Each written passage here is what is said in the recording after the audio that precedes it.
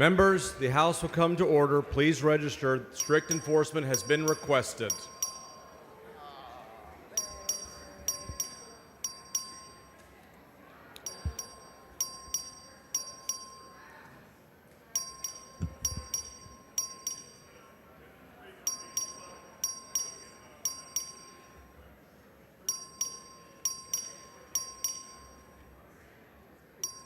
What a way to start the morning.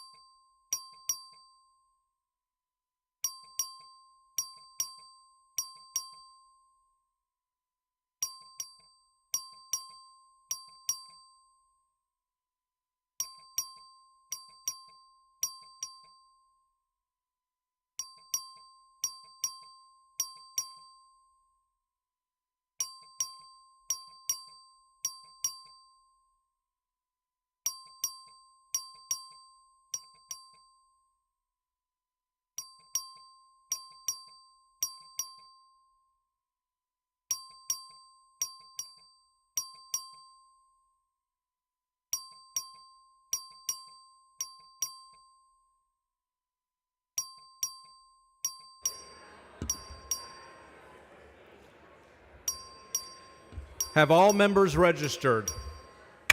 A quorum is present. The House and Gallery will please rise for the invocation which will be offered by Pastor Scott Wall from Capitol Commission in Austin.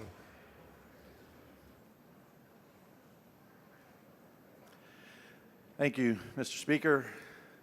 Good morning, members. Today's word is purpose. What I mean by that is the question, what is the main purpose that you and I are here? There's a lot of good purposes that we're here, but what is the main purpose? And I think sometimes in this environment, we can start to lose sight of our main purpose that we're here, and we need to remind each other, remind ourselves, what is the main purpose that we are here? I don't know what your main purpose is necessarily, but I'd like to offer an opinion of what possibly it could be. 1 Corinthians 10:31 says, whether you eat or drink or whatever you do, from the mundane to seemingly unimportant to seemingly important, he says, do all to the glory of God. I would think that might be a good option for the main purpose of why we're here. And so that's what I'd like to pray for. So please join me in prayer. Heavenly Father, we of course do pray for strength and wisdom, especially at this time in session, but also for clarity of purpose. Help us to continually examine our motives and ensure that the goals we pursue do align with what is just and what is true, but also honoring to you. Remind us that it's not only the ends that matter, but also the means, that how we go about fulfilling our purposes speaks volumes about the volumes we uphold. And if ever we drift from the right purposes or the right path, please gently correct our steps and renew our sense of calling. So in moments of tension, we ask that you would grant peace, and in disagreement, that you would grant respect, and in success even, we ask that you grant humility. But in all things, may your glory be our guide and purpose. In Jesus' name I pray. Amen. Chair recognizes the Honorable Angie Chinbutton to lead us in the pledges of allegiance to the United States and Texas flags.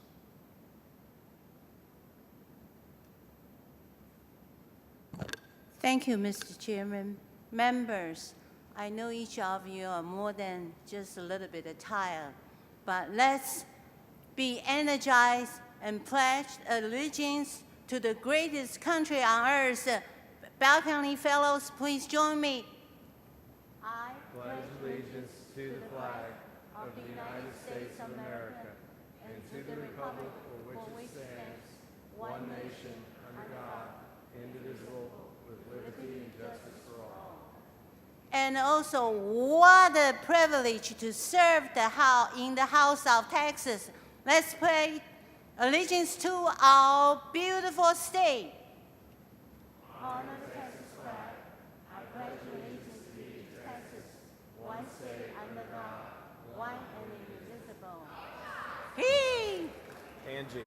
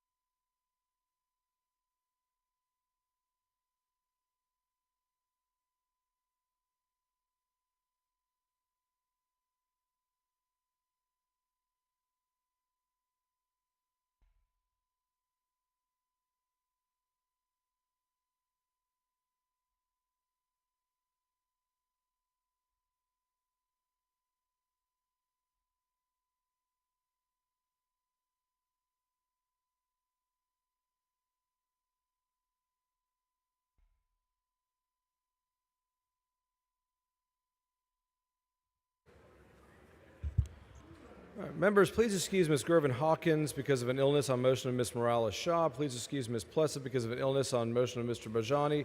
Please excuse Mr. Landgraf because of important business on motion of Mr. Van Dever. Please excuse Mr. Dean because of important business in the district on motion of Mr. Harless.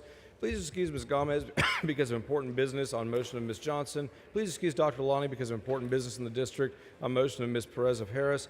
Please excuse Ms. Kerwin because of important business in the district on motion of Mr. Curry. Please excuse Mr. Anchia because of an illness on motion of Mr. Guerin. Is there objection? Chair hears none, so ordered.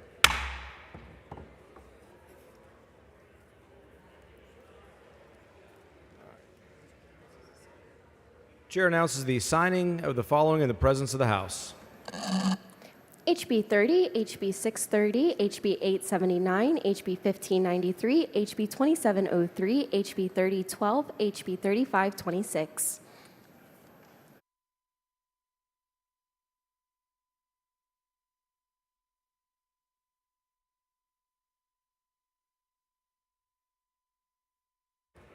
Members, the chair is pleased to recognize Dr. Austin Pumley from Dallas as the Doctor of the Day. Members, join me in welcoming our Doctor of the Day.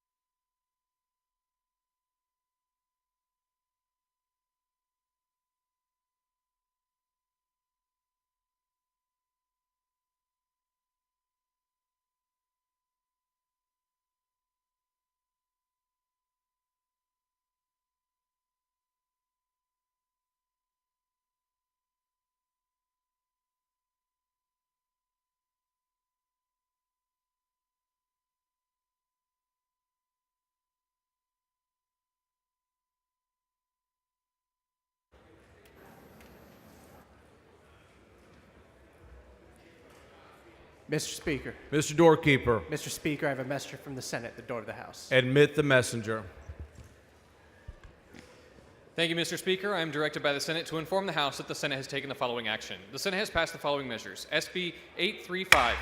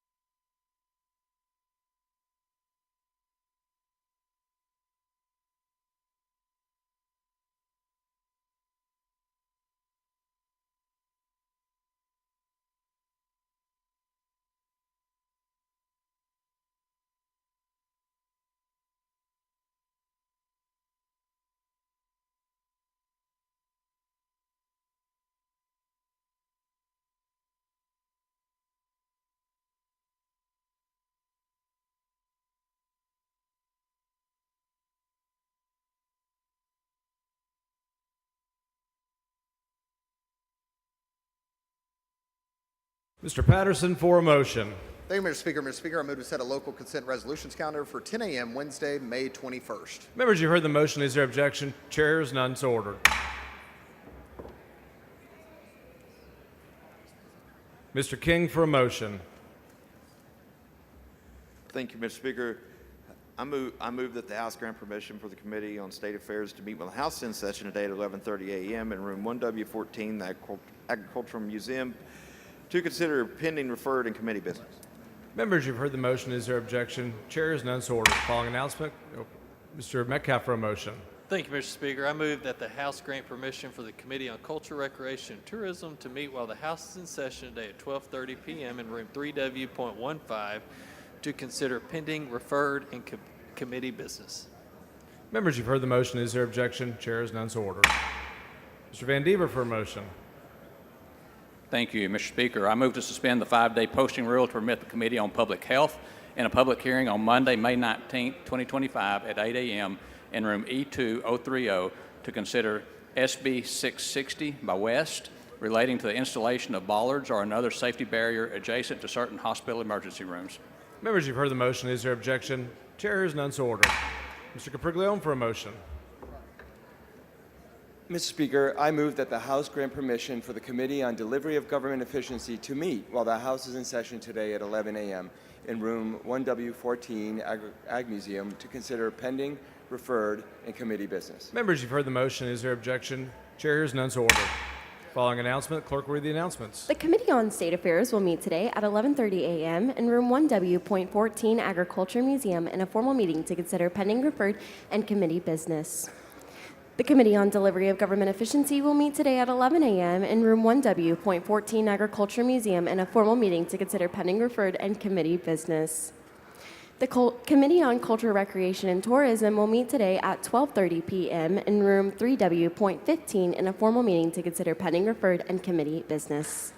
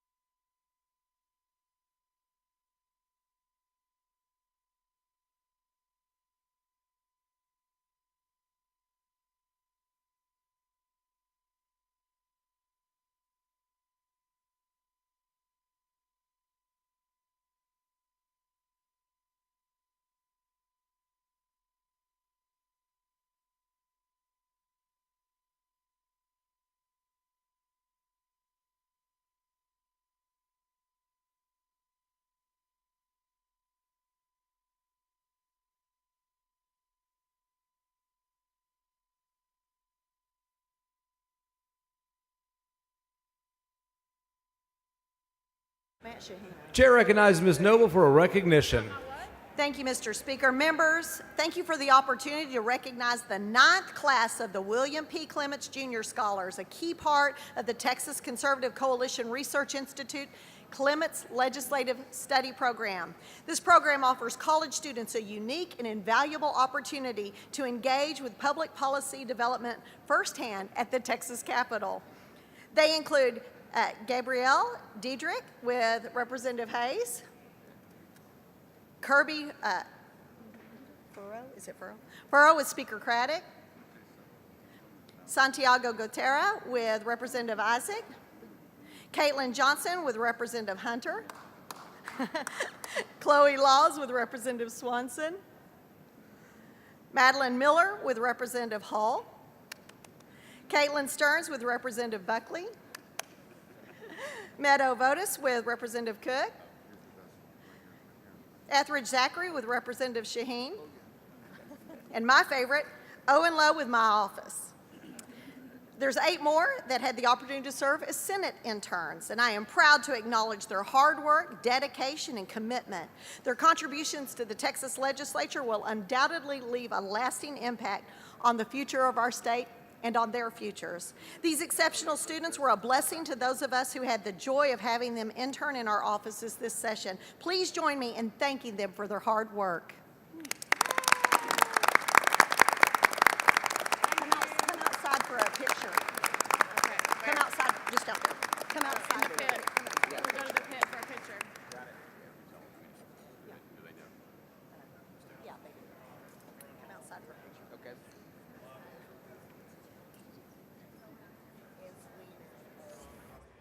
Please excuse Mr. Dutton because of important business on motion of Mr. King. Please excuse Mr. Schofield to attend a funeral on motion of Ms. Schaffner. Is there objection? Chair is none, so ordered.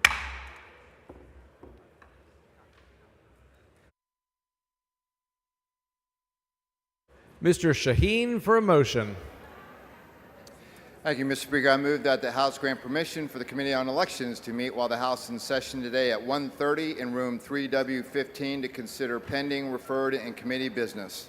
Members, you've heard the motion. Is there objection? Chair hears none, so ordered. Following announcement, clerk will read the announcement. The Committee on Elections will meet today at 1:30 p.m. in room 3W.15 in a formal meeting to consider pending, referred, and committee business.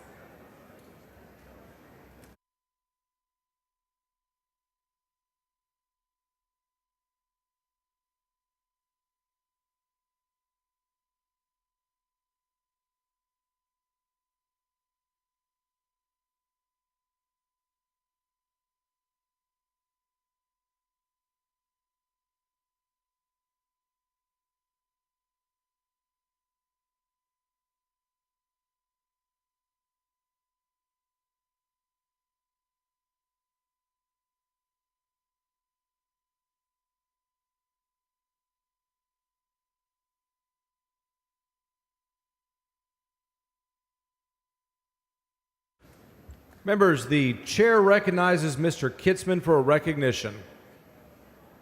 Mr. Speaker and members, it's a proud moment that I get to rise and to honor a colleague of ours. He's a man of faith, he's a man of family, and he's a man of Texas. And once upon a time, I was proud to be able to call him my state representative. Would you please join me in wishing our friend and colleague Cecil Bell a happy birthday?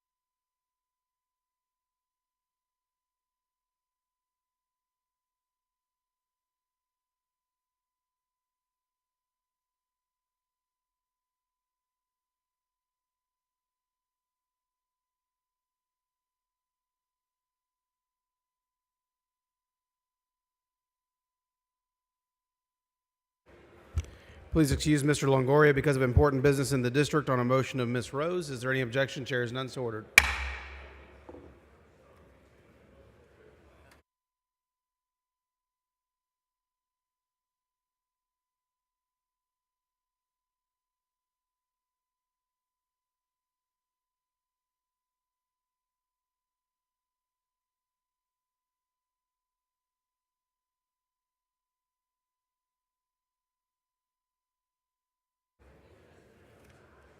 Please excuse Ms. Swanson because of important business on a motion of Ms. Isaac. Is there any objection? Chair is none, so ordered.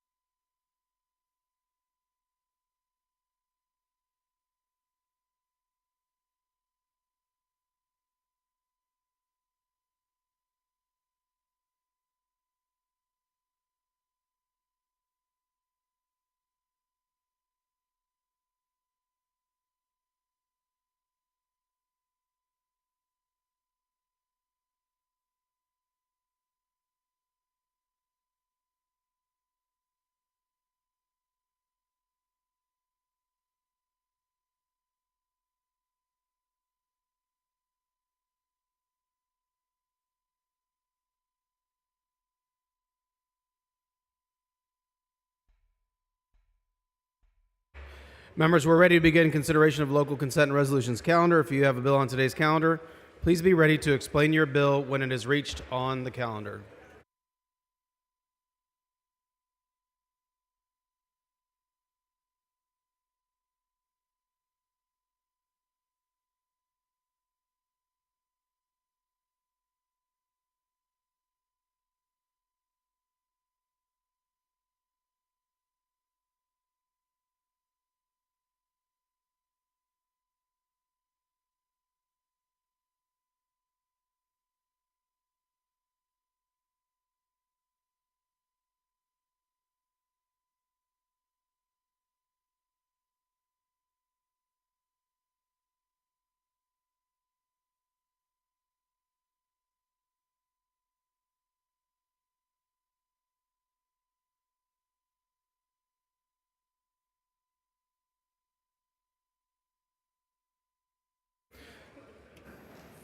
Chair recognizes Mr. Vasut to explain HB 2293. Thank you, Mr. Speaker. Switch of Sweeney Hospital District Board of Directors from at-large to at-large by place. Members, you've heard the explanation of HB 2293. Is there objection to consideration? Chair is none. Chair lays out HB 2293. Clerk will read the bill. HB 2293 by Vasut, relating.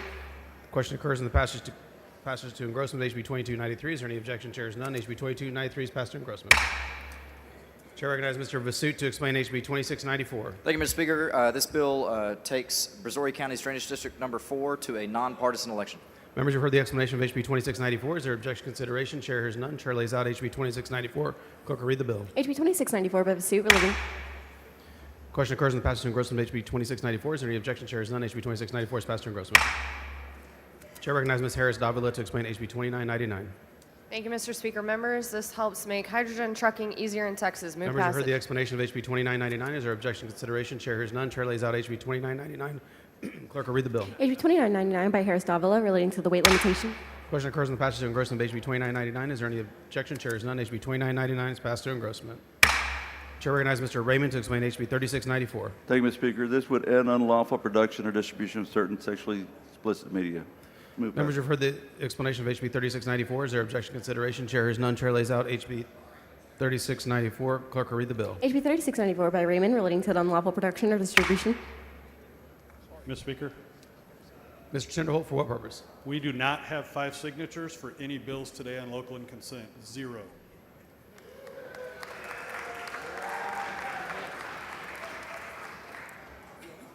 Thank you, Mr. Tinderholt, for the wonderful news.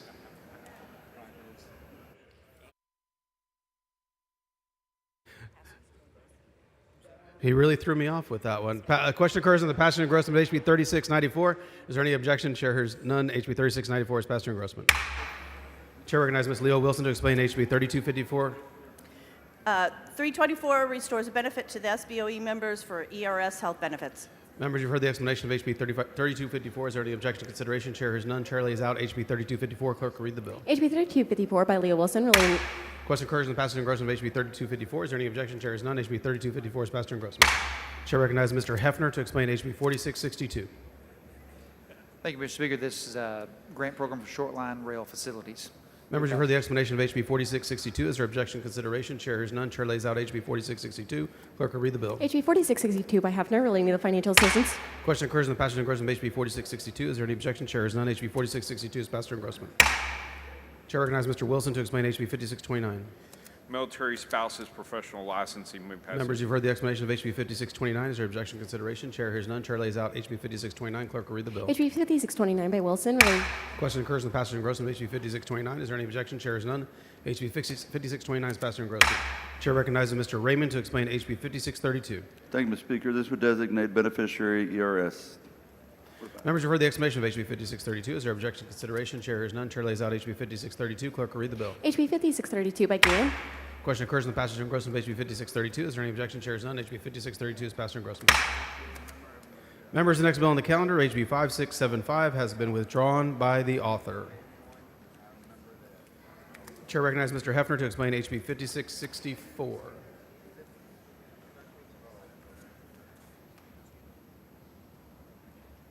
Thank you, Mr. Speaker. This is relating to the operation of Wood County Central Hospital District of Wood County. Members, you've heard the explanation of HB 5664. Is there objection to consideration? Chair hears none. Chair lays out HB 5664. Clerk will read the bill. HB 5664 by Hefner, relating to the operation. Question occurs in the passage and engrossment of HB 5664. Is there any objection? Chair hears none. HB 5664 is passed to engrossment. Chair recognizes Ms. Harris Davila to explain HB 5671. Thank you, Mr. Speaker. Members, this is an update to the Johnson County SUD. Move passage. Members, you heard the explanation of HB 5671. Is there objection to consideration? Chair hears none. Chair lays out HB 5671. Clerk will read the bill. HB 5671 by Kerwin, relating to the election of a director's board and the authority to issue. Question occurs in the passage and engrossment of HB 5671. Is there any objection? Chair hears none. HB 5671 is passed to engrossment. Chair recognizes Ms. Holt to explain HB 5680. Thank you, Mr. Speaker. This legislation will create the Bayou Bell Municipal District in our district. Members, you heard the explanation of HB 5680. Is there objection to consideration? Chair hears none. Chair lays out HB 5680. Clerk will read the bill. HB 5680 by Holt. Question occurs in the passage and engrossment of HB 5680. Is there any objection? Chair hears none. HB 5680 is passed to engrossment. Chair recognizes Ms. Richardson to explain HB 5682. Thank you, Mr. Speaker and members. This is a standard MMD for my district called Comita Ranch. I move passage. Members, you heard the explanation of HB 5682. Is there objection to consideration? Chair hears none. Chair lays out HB 5682. Clerk will read the bill. HB 5682 by Richardson. Question occurs in the passage and engrossment of HB 5682. Is there any objection? Chair hears none. HB 5682 is passed to engrossment. Chair recognizes Mr. Manuel to explain HB 5693. Thank you, Mr. Speaker and members. This is relating to elections for Jefferson County District Number 7. Move passage. Members, you heard the explanation of HB 5693. Is there objection to consideration? Chair hears none. Chair lays out HB 5693. Clerk will read the bill. HB 5693 by Manuel. Question occurs in the passage and engrossment of HB 5693. Is there any objection? Chair hears none. HB 5693 is passed to engrossment. Chair recognizes Mr. Louderback to explain HB 4158. Thank you, Mr. Speaker. This bill allows Texas Groundwater District to compensate its board of directors. Move passage. Members, you heard the explanation of HB 4158. Is there objection to consideration? Chair hears none. Chair lays out HB 4158. Clerk will read the bill. HB 4158 by Louderback.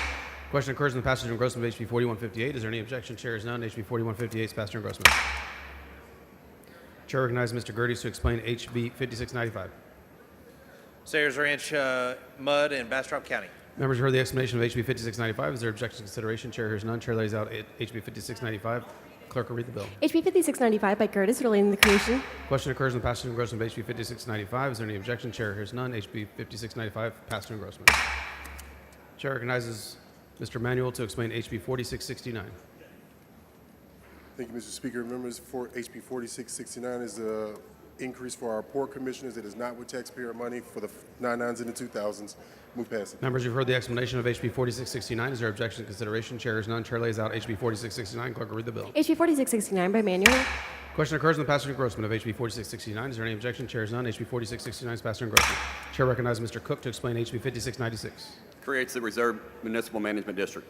Members, you heard the explanation of HB 5696. Is there objection to consideration? Chair hears none. Chair lays out HB 5696. Clerk will read the bill. HB 5696 by Cook, relating to the creation of the Reserve Municipal Management District. Question occurs on the passage of engrossment of HB 5696. Is there any objection? Chair is none. HB 5696 passed through engrossment.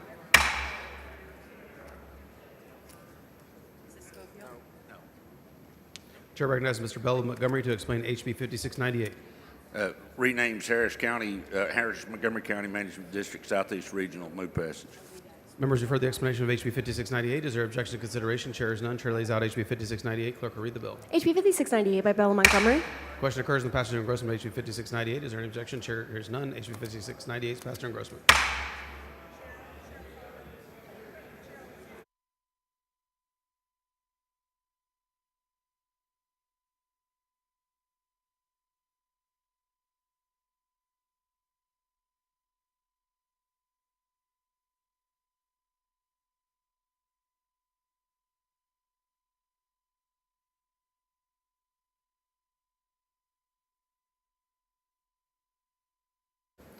Chair recognizes Ms. Cole to explain HB 5677. Pure Vita MMD. Move passage. Members, you've heard the explanation of HB 5677. Is there any objection to consideration? Chair hears none. Chair lays out HB 5677. Clerk will read the bill. HB 5677 by Cole, relating the creation of the Question occurs on the passage of engrossment of HB 5677. Is there any objection? Chair hears none. HB 5677 is passed through engrossment.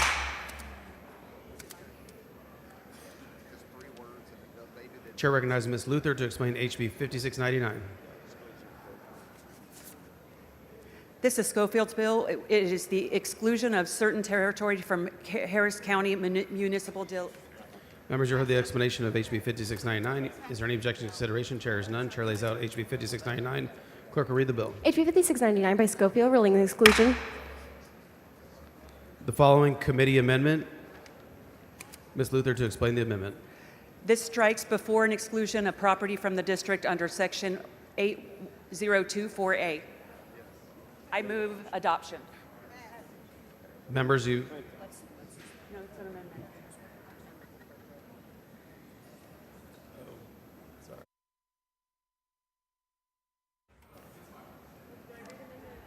We're going to pretend that the clerk read the amendment.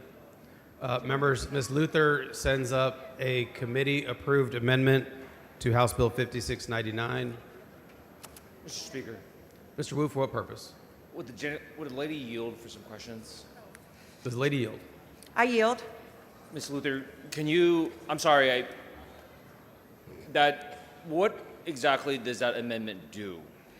It strikes a line in the bill that says before an exclusion of property from the MUD under section, and then it also puts a word of exclusion and without in there. His bill actually, it excludes certain territory from a MUD district. Okay. And it's just correcting it. It's a perfecting amendment. Thank you. Yes, sir. Ms. Luther sends up committee-approved amendment to HB 5699. Is there objection to the adoption of the amendment? The chair has none. The amendment's adopted. Question occurs on the passage of engrossment of HB 5699. Is there any objection? Chair has none. HB 5699 is passed for engrossment. Chair recognizes Ms. Luther to explain HB 5694. This is the creation of the Fannin County Improvement District. I move adoption. Members, Passage. you've heard the explanation of HB 5694. Is there objection to consideration? Chair is none. Chair lays out HB 5694. Clerk will read the bill. HB 5694 by Luther, relating. Question occurs in the passage of engrossment of HB 5694. Is there any objection? Chair is none. HB 5694 is passed to engrossment.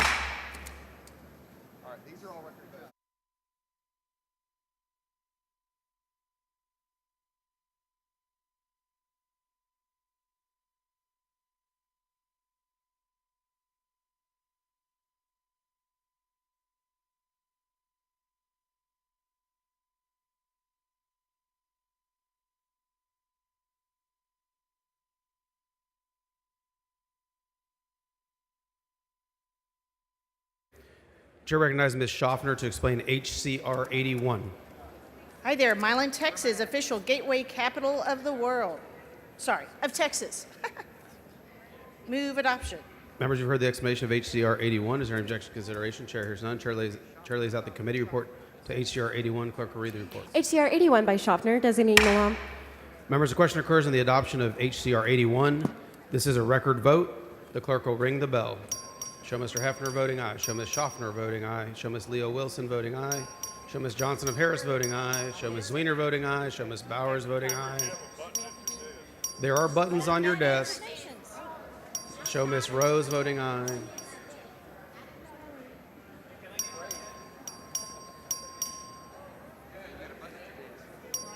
Have all members voted? Being 122 ayes, 0 nays, HCR 81 is adopted. Chair recognizes Ms. Schaffner to explain HCR 83. Rusk County official syrup capital of Texas. Move adoption. Members, you heard the explanation of HCR 83. Is there objection to consideration? Chair hears none. Chair lays out the committee report to HCR 83. Clerk will read the report. HCR 83 by Schaffner, designating Rusk County. Question occurs on the adoption of HCR 83. This is a record vote. The clerk will ring the bell. Show Ms. Bowers voting aye. Show Mr. Berry voting aye. Show Ms. Garcia Berry voting aye. Show Ms. Schaffner voting aye. Have all voted? Being 125 ayes, 0 nays, HCR 83 is adopted. Chair recognizes Ms. Schaffner to explain HCR 84. Pineland, Texas, official lumber capital of Texas. Move adoption. Members heard the explanation of HCR 84. Is there any objection? Consideration? Chair hears none. Chair lays out the committee report to HCR 84. Clerk will read the report. HCR 84 by Schaffner, designating Pineland. Question occurs on the adoption of HCR 84. This is a record vote. The clerk will ring the bell. Show Ms. Schaffner voting aye. Show Ms. Bowers voting aye. Show Mr. Berry voting aye. Have all voted? Being 123 ayes, 0 nays, HCR 84 is adopted. Members, the next bill on the calendar is HCR 89. The Senate companion is over and eligible. The chair recognizes Mr. Hefner to explain SCR 22. Thank you, Mr. Speaker. This is designating the cannon as a state gun of Texas, the symbol of Texas freedom. Come and take it. Members, you heard the explanation of SCR 22. Is there objection to consideration? Chair is none. Chair lays out the committee report to SCR 22. Clerk will read the report. SCR 22 by Hughes, designating. Members, the question occurs on the adoption of SCR 22. This is a record vote. The clerk will ring the bell. Show Ms. Bowers voting aye. Show Mr. Berry voting aye. Show Ms. Johnson of Harris voting aye. Have all voted? Being 119 ayes, 5 nays, SCR 22 is adopted. Mr. Hefner moves to lay HCR 89 on the table subject to the call. Is there objection? The chair is none, and the motion is adopted.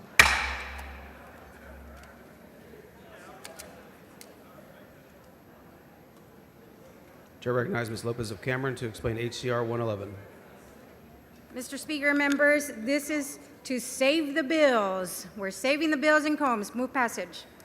Members heard the explanation of HCR 111. The bees. Save the bees. You've now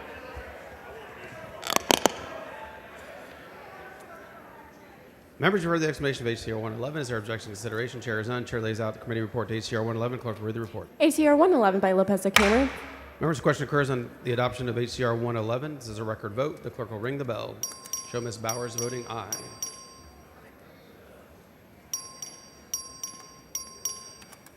Have all voted?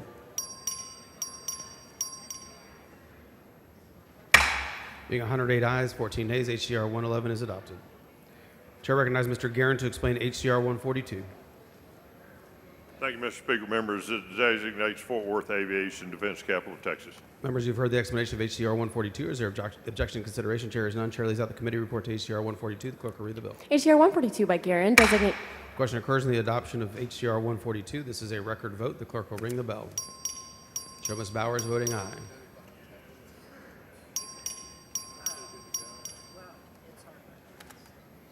Have all voted? Being 125 ayes, 0 nays, HCR 142 is adopted.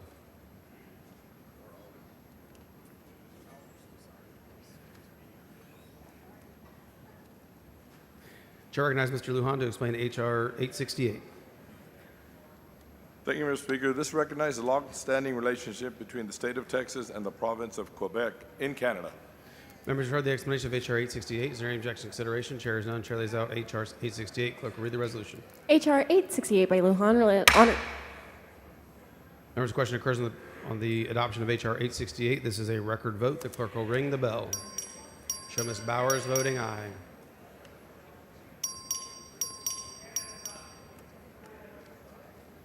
Have all members voted? There being 84 ayes, 37 nays, H.R. 868 is adopted.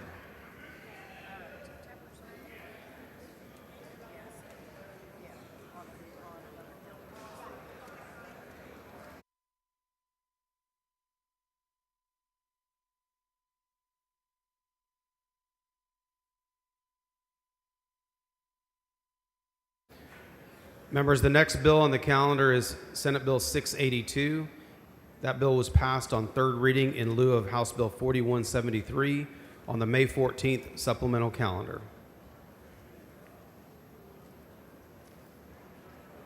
Chair recognizes Mr. Martinez to explain SB 1351. Memorial Highway. Members, you've heard the explanation of SB 1351. Is there objection to consideration? Chair is none. Chair lays out SB 1351. Clerk will read the bill. SB 1351 by Hinojosa, relating. Question occurs in the passage of third reading of SB 1351. Is there any objection? Chair is none. SB 1351 is passed third reading. Members, the next bill on the calendar is SB 1895. It's passed to third reading in lieu of HB 4731 on the May 15th supplemental calendar.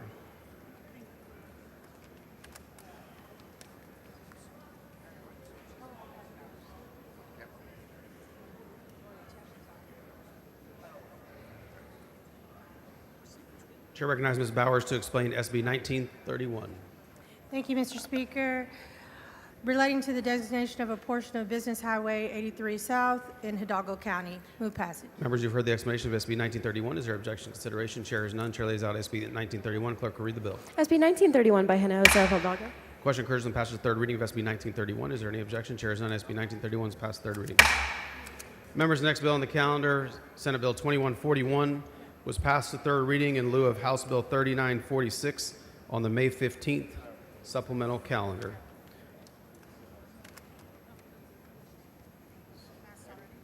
Eddie.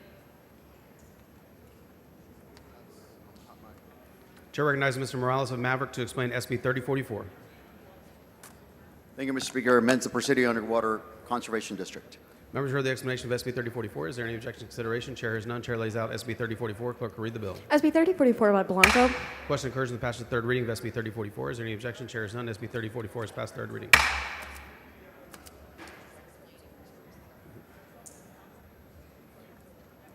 Chair recognizes Ms. Pearson to explain SCR 1. Thank you, Mr. Speaker. Members, this is School Guard Crossing Appreciation Day. Members heard the explanation of SCR 1. Is there any objection to consideration? Chair has none. Chair lays out the committee report to SCR 1. Clerk will read the report. SCR 1 by Hall, concurrent resolution. Question occurs on the adoption of SCR 1. This is a record vote. The clerk will ring the bell. Show Ms. Bowers voting aye. Show Ms. Howard voting aye.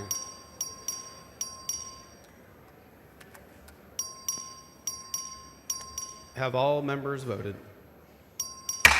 There being 124 ayes, 2 nays, SCR 1 is adopted.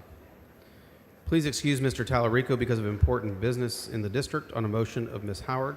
Is there any objection? Chair is none. So ordered. Chair recognizes Ms. Pearson to explain SCR 6. Rockwall County as the marriage capital of Texas. Members, you heard the explanation of SCR 6. Is there objection to consideration? Chair hears none. Chair lays out SCR 6. Clerk will read the report. SCR 6 by Hall, designating Rockwall County. Members, question occurs on the adoption of SCR 6. This is a record vote. Clerk will ring the bell. Show Ms. Morales of Harris voting aye. Show Ms. Bowers voting aye. Have all voted? Being 84 ayes, 38 nays, SCR 6 is adopted. Chair recognizes Mr. Lujan to explain SCR 37. Thank you, Mr. Speaker. SCR 37 highlights the Panama Canal's importance to Texas trade. Move passage. Members, you've heard the explanation of SCR 37. Is there objection to consideration? Chair hears none. Chair lays out the committee report to SCR 37. Clerk will read the report. SCR 37 by Creighton, recognizing the true date. Question occurs in the adoption of SCR 37. This is a record vote. The clerk will ring the bell. Show Ms. Morales of Harris voting aye.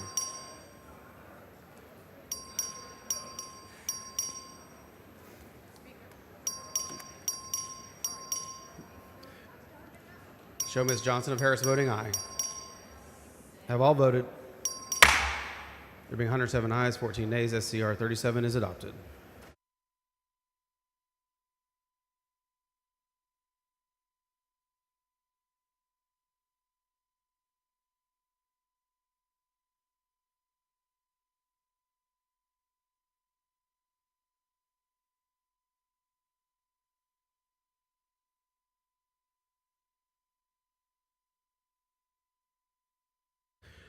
Members, we need to adjourn briefly to start a new legislative day.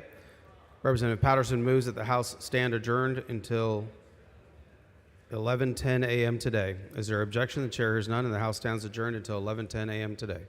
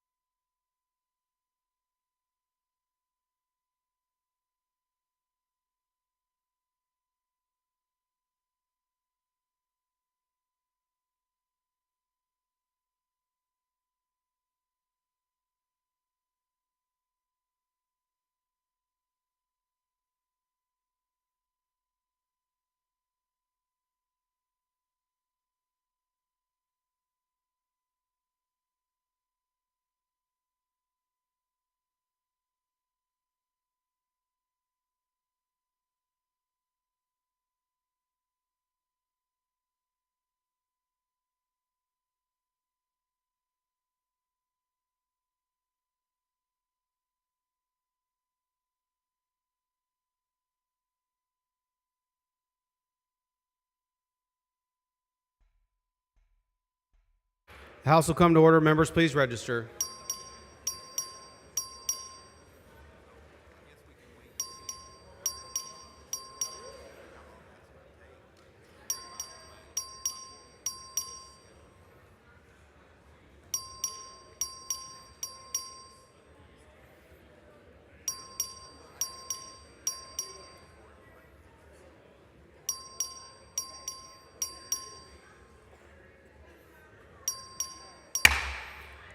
Quorum is present.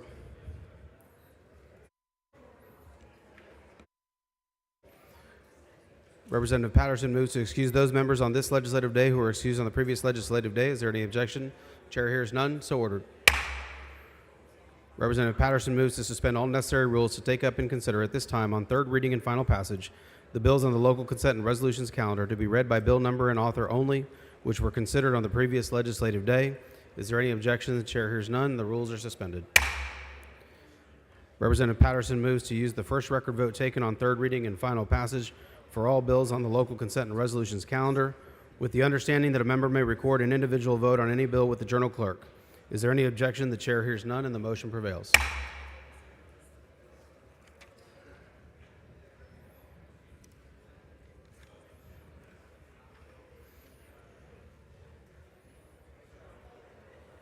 Where's Miss? Chair lays out on third reading and final passage HB 2293. The clerk will read the bill. HB 2293 by Vasu relating to the election of the members of the Board of Directors of the Sweeney Hospital District. Chair recognizes Mr. Vasu to explain the bill. Caption says what it does. Move passage. Question occurs on final passage HB 2293. This is a record vote. The clerk will ring the bell.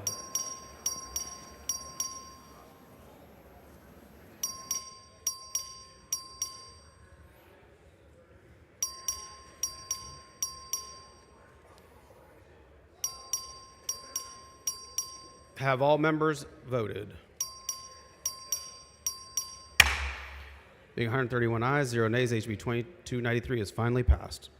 Chair lays out on third reading and final passage the following bills to be finally passed by the record vote just recorded on HB 2293. The clerk will read the bills. HB 2694 by Vasu, HB 2999 by Harris Davila, HB 3694 by Raymond, HB 3254 by Leo Wilson, HB 4662 by Hefner, HB 5629 by Wilson, HB 5632 by Guillen, HB 5664 by Hefner, HB 5671 by Kerwin, HB 5680 by Hull, HB 5682 by Richardson, HB 5693 by Manuel, HB 4158 by Lauterbach, HB 5695 by Gertis, HB 4669 by Manuel, HB 5696 by Cook, HB 5698 by Bell Montgomery, HB 5677 by Cole, HB 5699 by Schofield, HB 5664 by Luther. SB 1351 by Hinojosa of Nueces, SB 1931 of Hinojosa of Hidalgo, and SB 3044 of Blanco. Pursuant to a previously adopted motion, the chair declares those bills just read by the clerk to be finally passed.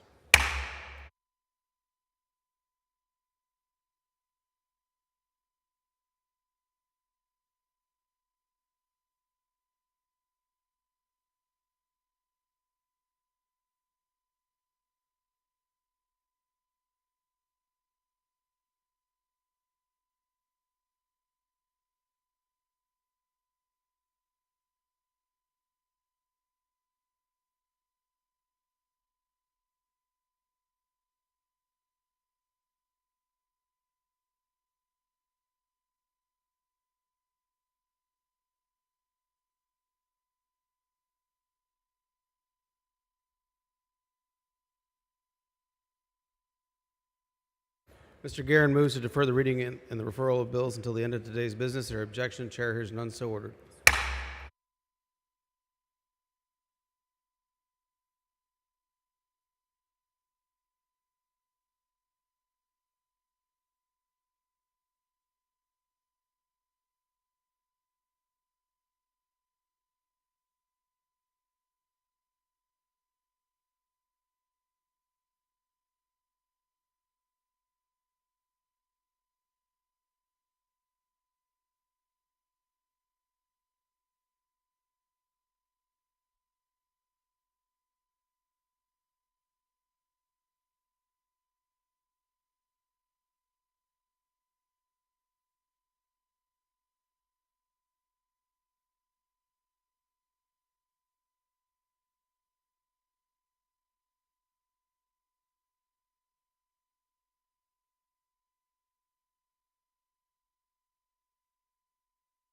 Mr. Hunter for a motion. Thank you, Mr. Speaker. I move that the House grant permission for the Committee on Calendars to meet while the House is in session today at 1 p.m. in room 3W9 to consider a calendar. Members, you've heard the motion. Is there objection? Chair is none, so ordered. Following announcement, clerk read the announcement. The Committee on State Affairs, which is scheduled to meet today at 11:30 a.m., will convene at 12 p.m. in the announced location. The Committee on Culture, Recreation, and Tourism, which is scheduled to meet today at 12:30 p.m., is canceled.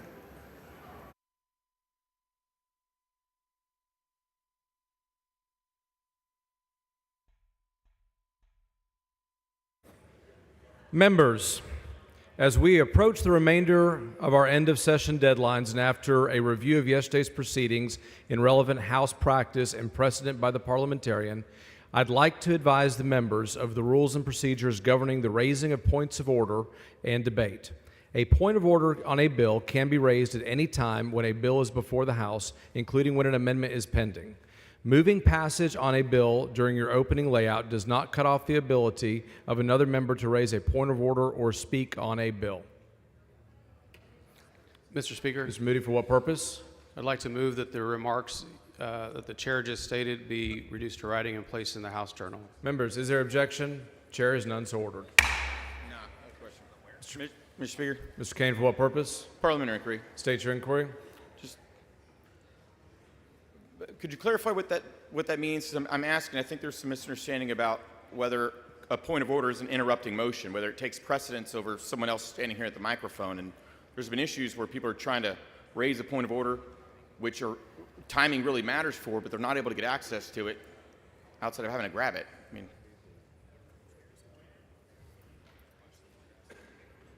If the chair is aware that you want to raise a point of order, you will be recognized. One member cannot detain another member. thank you, Mr. Speaker. Kane? No.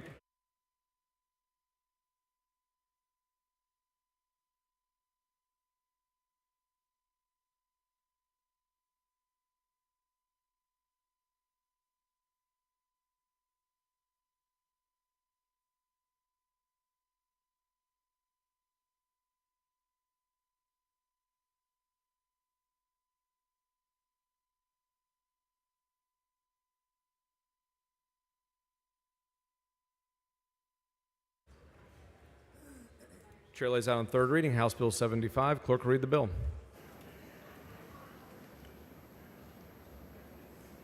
SB 75 by Smithy, relating to the release of defendants on bails, the duty of a magistrate in certain criminal proceedings, and the regulation of charitable bail organizations. Mr. Smithy. Thank you, Mr. Speaker. This is the bill we discussed at some length yesterday regarding magistrates, and I would move passage. Question occurs on final passage. Record vote. Clerk ring the bell.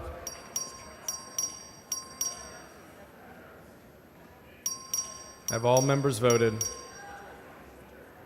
Have all members voted? Have all members voted?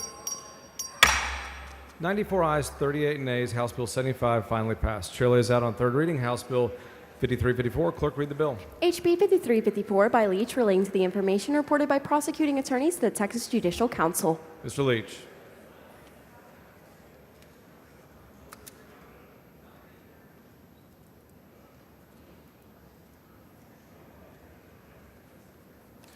Thank you, Mr. Speaker. Members, this bill seeks information about caseloads and staffing in district and county attorney offices. Move passage. Question occurs on final passage. Record vote. Clerk ring the bell. Hello. Have all members voted? Have all members voted? 130 ayes and 1 nay. House Bill 5354 is finally passed. Chair lays out on third reading House Bill 4683. Clerk read the bill. HB 4683 by Leach, relating the authority of certain municipalities to use certain tax revenue for hotel and convention center projects. Mr. Leach. Thank you, Mr. Speaker. Members, this bill will allow the city of Anna and my district to be included in the Qualified Hotel Project Program. Move passage. Question occurs on final passage. Record vote. Clerk ring the bell. Have all members voted? Have all members voted? 90 ayes, 41 nays. House Bill 4683 is finally passed. Chair lays out on third reading House Bill 4847. Clerk read the bill. HB 4847 by Hunter, relating to dissemination of certain school districts of ad valorem tax-related information. Mr. Hunter. Thank you, Mr. Speaker. Members, this is publishing taxpayer information on what they pay on the taxpayer website. Move passage. Question occurs on final passage. Record vote. Clerk, ring the bell. Have all members voted? Have all members voted? 127 ayes and 4 nays. House Bill 4847 is finally passed. Chair lays out on third reading House Bill 1449. Clerk, read the bill. HB 1449 by Capriglione relating to the permits for mobile food service establishments operating in certain counties. Mr. Capriglione.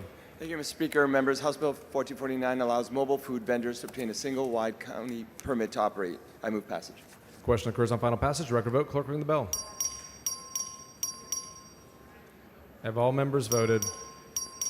Have all members voted? 124 ayes and 9 nays. House Bill 1449 is finally passed. Chair lays out on third reading House Bill 3833. Clerk, read the bill. HB 3833 by Lambert relating to the regulation of money service businesses. Mr. Lambert. Mr. Speaker, members, this is a cleanup bill for the Department of Banking. Move passage. Question occurs on final passage. Record vote. Clerk, ring the bell. Have all members voted? Have all members voted? 130 ayes and 2 nays. House Bill 3833 is finally passed. Please excuse Mr. Capriglione to attend a meeting of the Committee of Doge on the motion of Mr. Bell. Is there objection? Chair is none, so ordered.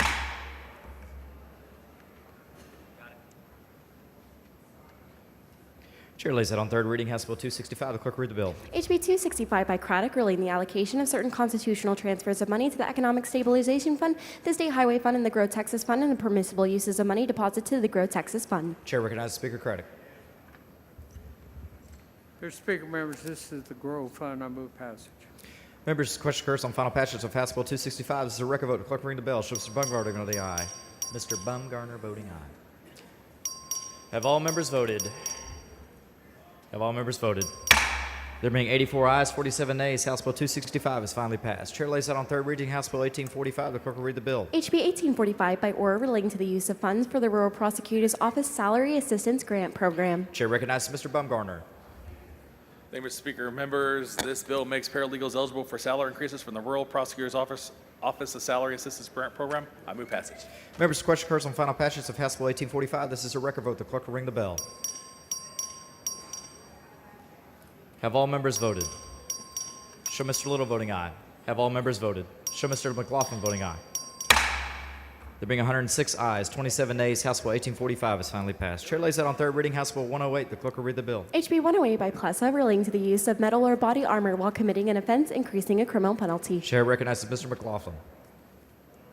Thank you, Mr. Speaker. Members, HB 108 is Vice Chair Plessa's bill that increases penalties on violent crime offenders who use body armor during the commission of the offense.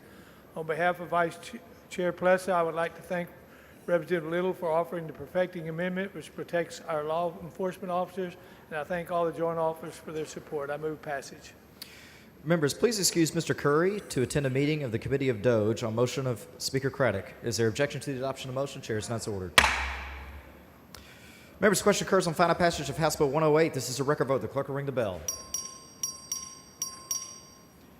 Have all members voted?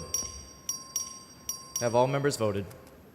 There being 104 ayes, 26 nays, House Bill 108 is finally passed. Chair lays out on third reading House Bill 1960. The clerk will read the bill. HB 1960 by Lopez of Cameron relating designation of the portion of the State Highway 345 in San Benito as the Milton Renendez Memorial Highway.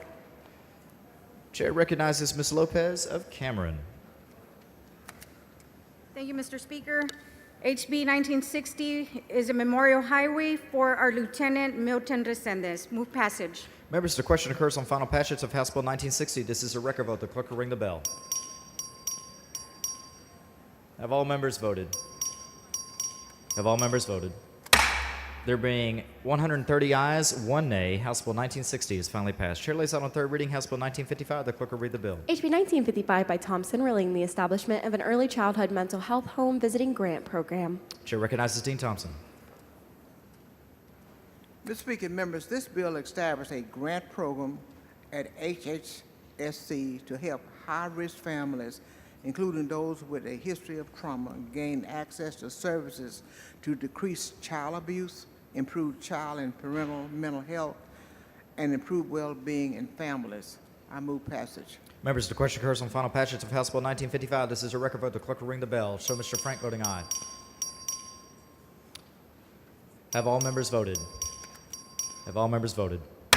There being 75 ayes, 56 nays, House Bill 1955 is finally passed. Chair lays out on third reading House Bill 2512. The clerk will read the bill. HB 2512 by Garen relating to the release of an area from a municipality's extraterritorial jurisdiction by petition or election.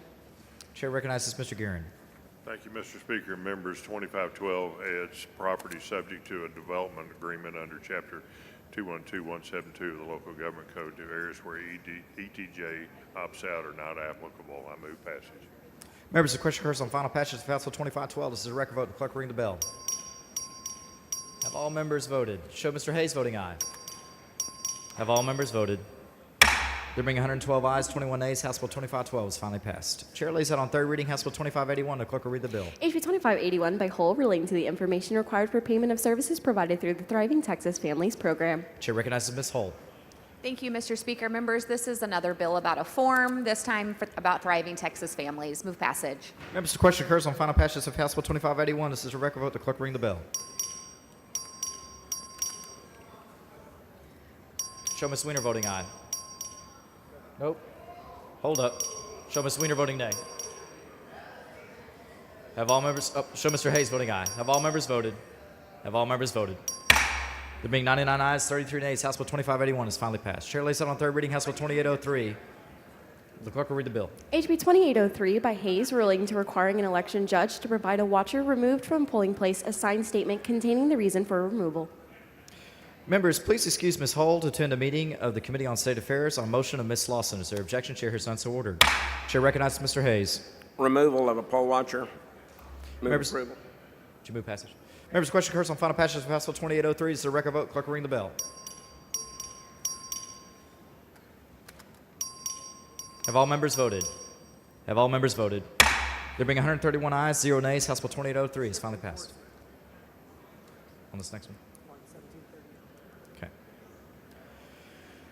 Members, Chair lays out on third reading House Bill 1738. The clerk will read the bill. HB 1738 by Jones of Dallas relating to the appeal of the offense of homosexual conduct. Chair recognizes Mr. Jones of Dallas.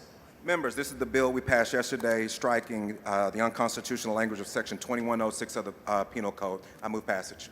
Members, question occurs on final passage of House Bill 1738. This is a record vote and strict enforcement has been requested. The clerk will ring the bell. Members, vote from your desks. Have all members voted? Have all members voted? There being 56 ayes, 55 nays, House Bill 1738 is finally passed. Verification has been requested. Members, take your seats.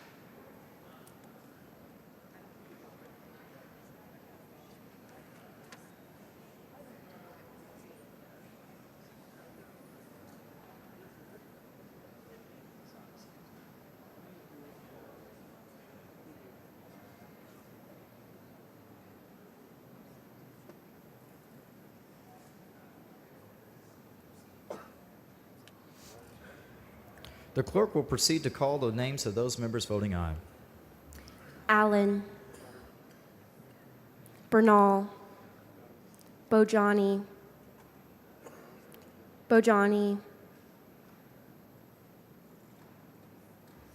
Temporarily strike his name. Bryant, Bowers, Busey, Cole, Collier, A. Davis of Dallas, Y. Davis of Dallas, Flores, Garcia of Bear, Garcia Hernandez, Gonzalez of Dallas, Gonzalez of Dallas, Is Ms. Gonzalez of Dallas on the floor of the House? Temporarily strike her name. Goodwin, Guillen, Harless, Harrison, Hernandez, Hicklin, Hinojosa, Howard, Johnson, Jones of Dallas, Jones of Harris, LaHood, Lopez of Cameron,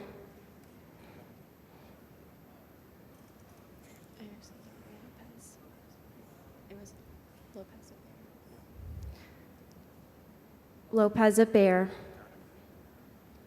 Lujan, Manuel, Martinez, Martinez Fisher, Martinez Fisher, Is Mr. Martinez Fisher on the floor of the House? Temporarily strike his name. Meyer, Meza, Moody, Morales of Harris, Morales of Maverick, Morales Shaw, Munoz, Munoz, Is Mr. Munoz on the floor of the House? Ordaz, Perez of Harris, Perez of El Paso, Phelan, Raymond, Reynolds, Romero, Rose, Rosenthal, Simmons,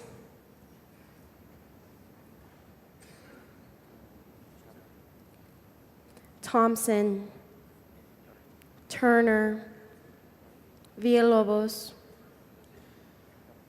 Vo, Wale, Ward Johnson, Wu, Zwiener. The clerk will proceed to call the names of the members voting nay. Alders, Ashby, Bell of Montgomery, Bell of Kaufman, Bonin, Mr. Bonner on the floor of the House. Temporarily strike his name. Bumgarner, Button, Kane, Craddock, Cunningham, Darby, DeRazio, Gates, Gertis,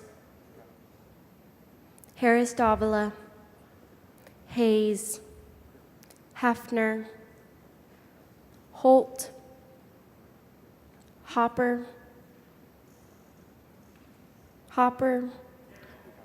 Hunter, Isaac, King,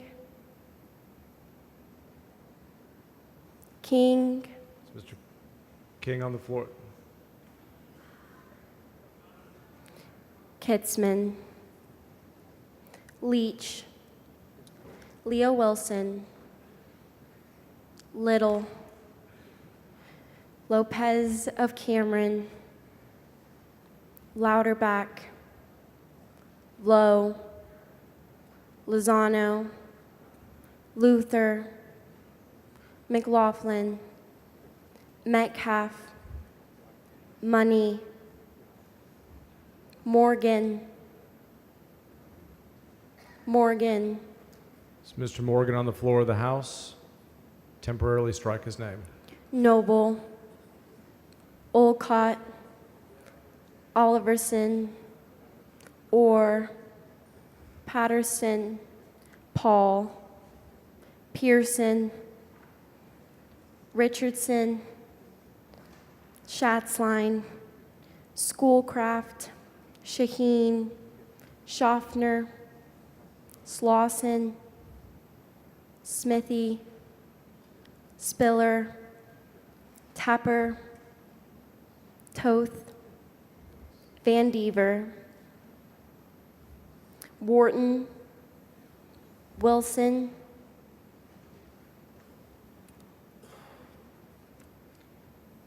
Is Mr. Bojani on the floor of the House? Show him present, voting aye. Is Ms. Gonzalez on the floor of the House? Show her present, voting aye. Is Mr. Martinez Fisher on the floor of the House? Strike his name. Is Dr. Bond on the floor of the House? Strike his name. Is Mr. Morgan on the floor of the House? Strike his name.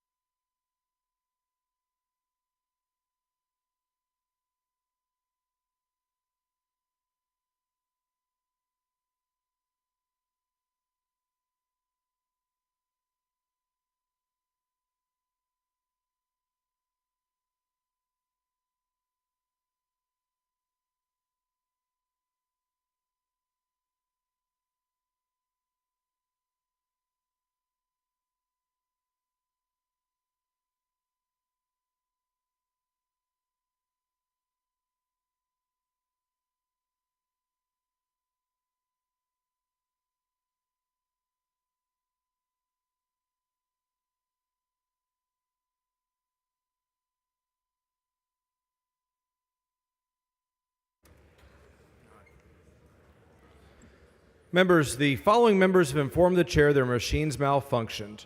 Representatives Guillen voted nay but were shown voting aye. Show them voting nay. The following members were present in the chamber but their machines failed to register. Show Representatives Rodriguez Ramos, Campos, Linda Garcia, Guerra, and Buckley voting aye. Show Representatives Cook, Tinderholt voting nay. Show Representative Frank present not voting.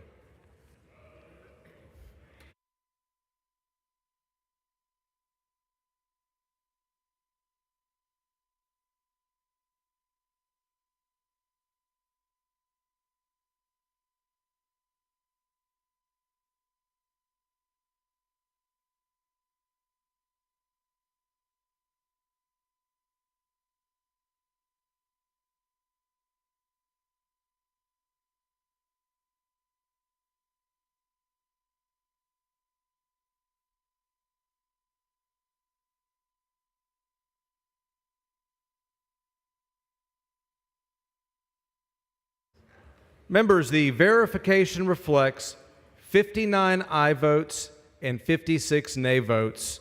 House Bill 1738 passes.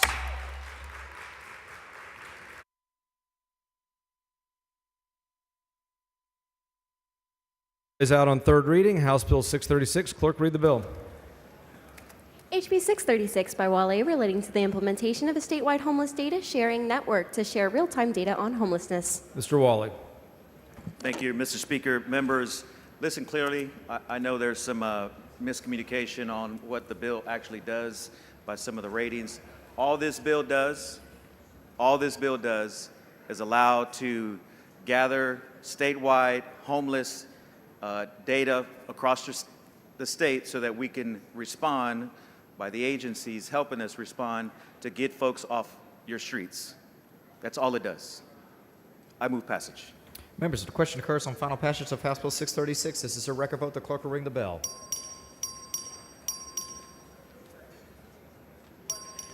Have all members voted? Have all members voted? There being 77 ayes, 44 nays, House Bill 636 finally passes. Chair lays out on third reading House Bill 2638. The clerk will read the bill. HB 2638 by Schaffner, relating designation of the Farm to Market Road 10 in Panola County as the Deputy Sheriff Chris Dickerson's Memorial Highway. Chair recognizes Ms. Schaffner. Thank you, Speaker. Members, Deputy Sheriff Chris Dickerson Memorial Highway. Move passage. Members, the question occurs on final passage of House Bill 2638. This is a record vote. The clerk will ring the bell. Have all members voted? Have all members voted? There being 121 ayes, 0 nays, House Bill 2638 finally passes. Chair lays out on third reading House Bill 2655. The clerk will read the bill. HB 2655 by Oliverson, relating to the operation of certain nonprofit organizations of certain regional health care programs for employees of small employers. Chair recognizes Dr. Oliverson. Thank you, Mr. Speaker. Members, this bill expands our very successful 3-share program, which allows small employers to provide health insurance to low-wage employees. I move passage. Members, the question occurs on final passage of House Bill 2655. This is a record vote. The clerk will ring the bell. Show Dr. Oliverson voting aye. Show Mr. Reynolds voting aye. Have all members voted? Have all members voted? There being 127 ayes, 0 nays, House Bill 2655 is finally passed. Chair lays out on third reading House Bill 871. The clerk will read the bill. HB 871 by Reynolds, relating to the residential and commercial building codes of municipalities. Chair recognizes Mr. Reynolds. Thank you, Mr. Speaker. Members, this amends the local government code to raise the minimum building standards for municipalities from the 2012 to the 2018 building standards. This bill would ensure Texas infrastructure is more resilient in the face of extreme weather, saving residents and, more importantly, lower insurance premiums for Texans. I move passage. Mr. Darby, for what purpose? Will the gentleman yield for one question? Well, gentleman, yield for one question. I will Gentleman yield. yields. Yes. Have you been working to make this bill better with the Texas Association of Builders? Absolutely. With the amendment that went on yesterday, delaying the implementation for a year, the builders are now on board with this bill. Good. Thank you. Thank you for the bill. And I want to thank my joint author, Chairman Gates and Representative Morgan. I move passage. Members, the question occurs on final passage of House Bill 871. This is a record vote. The clerk will ring the bell. Show Mr. Jones of Dallas voting aye. Ms. Cole voting aye. C-O-L-E. Have all members voted? Have all members voted? There being 73 ayes, 53 nays, House Bill 871 finally passes. Chair lays out on third reading House Bill 1107. 1107, the clerk will read the bill. HB 1107 by Cole, relating the applicability of civil service status to emergency medical services personnel in certain municipalities. Chair recognizes Ms. Cole. This bill preserves civil service for EMS workers. Move passage. Members, the question occurs on final passage of House Bill 1107. This is a record vote. The clerk will ring the bell. Have all members voted? Have all members voted? There being 73 ayes, 50 nays, House Bill 1107 is finally passed. Members, please excuse Mr. Canales because of important business in the district on motion of Mr. Manuel. Is there objection? Chair hears none, so ordered. Please excuse Mr. Turner and Ms. Hernandez to attend a meeting of the Committee on State Affairs on motion of Mr. Wally. Is there objection? Chair hears none, so ordered. Mr. Little, for what purpose? Oh.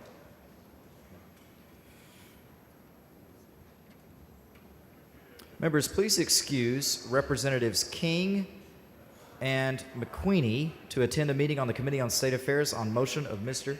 and Guerin on motion of Mr. Metcalf. Anybody else? And Dean Thompson. Anybody else? Guerin, not Guerin. G-E-R-E-N. We added Guerin.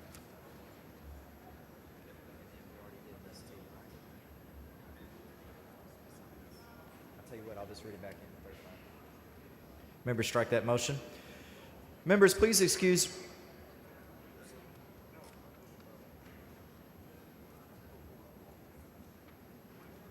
Members, please excuse Representatives Guerin, King, and McQueenie to attend a meeting on the Committee on State Affairs on motion of Mr. Metcalf. Is there objection? Chair is not so ordered.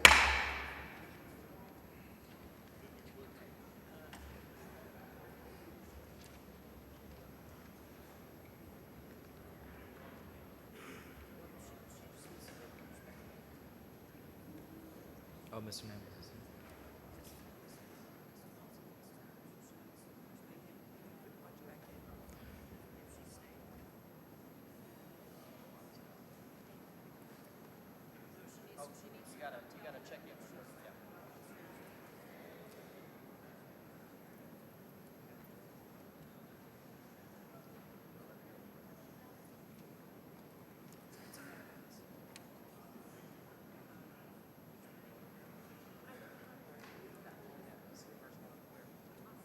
Okay, we're back. Chair lays it on third reading, House Bill 1765. The clerk will read the bill. HB 1765 by Jones of Harris relates to the issuance of an arrest warrant or search warrant authorizing the use of a no-knock entry by a peace officer. Chair recognizes Ms. Jones of Harris. Mr. Speaker, members, HB 1765 is about clarity, caution, and common sense. It does not eliminate no-knock warrants. It ensures they're used wisely, with oversight, and in a way that protects everyone involved. Mr. Little, for what purpose? Does the lady yield for questions? Yes. Thank you, Representative Jones, for bringing this important bill. I'm sorry I wasn't here during the discussion yesterday about your bill, but it seems to me that this is the riskiest type of warrant service that we have, the most dangerous to the occupants of a home. It seems like your bill is targeted at addressing that concern. Yes, it is. It's a very important bill. I'm very much in favor of it, and I'll be voting yes. Thank you. And thank you for joint authoring this bill. Move passage.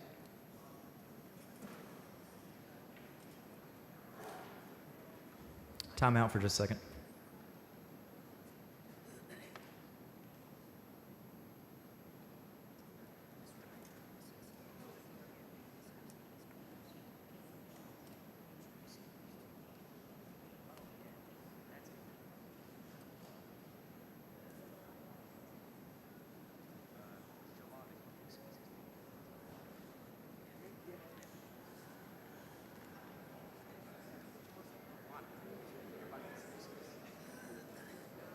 All right, members, we got more excuses.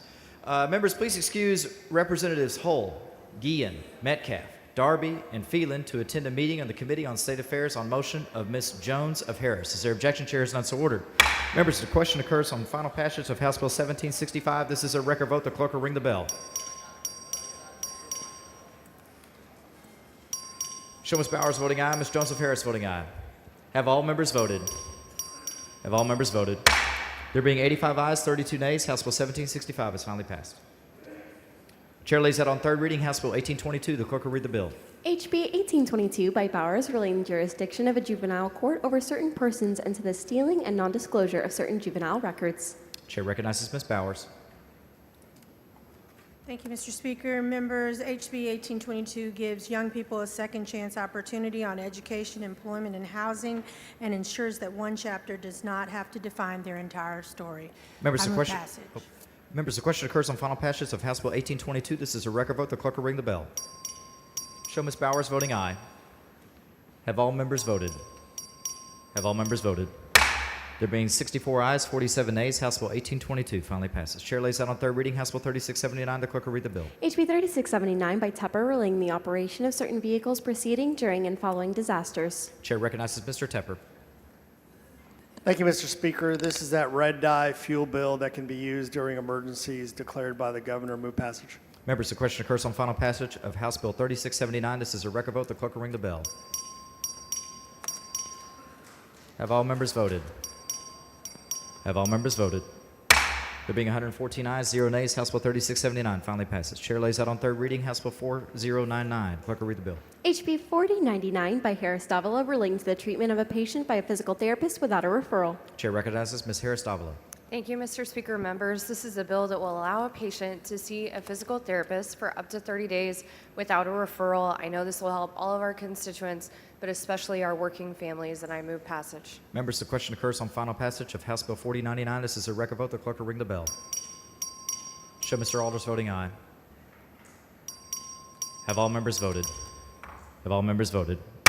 There being 99 ayes, 15 nays, House Bill 4099 is finally passed. Chair lays out on third reading House Bill 3732. The clerk will read the bill. HB 3732 by Martinez relating to compliance by a fire department with the certain minimum standards adopted by the Texas Commission on Fire Protection.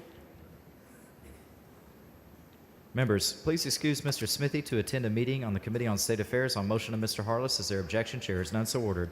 Chair recognizes Mr. Martinez. Thank you, Mr. Speaker. Members, this allows the Texas Commission on Fire Protection to extend deadlines, and I move passage. Members, the question occurs on final passage of House Bill 3732. This is a record vote. The clerk will ring the bell. Show Ms. Bowers voting aye. Have all members voted? Have all members voted?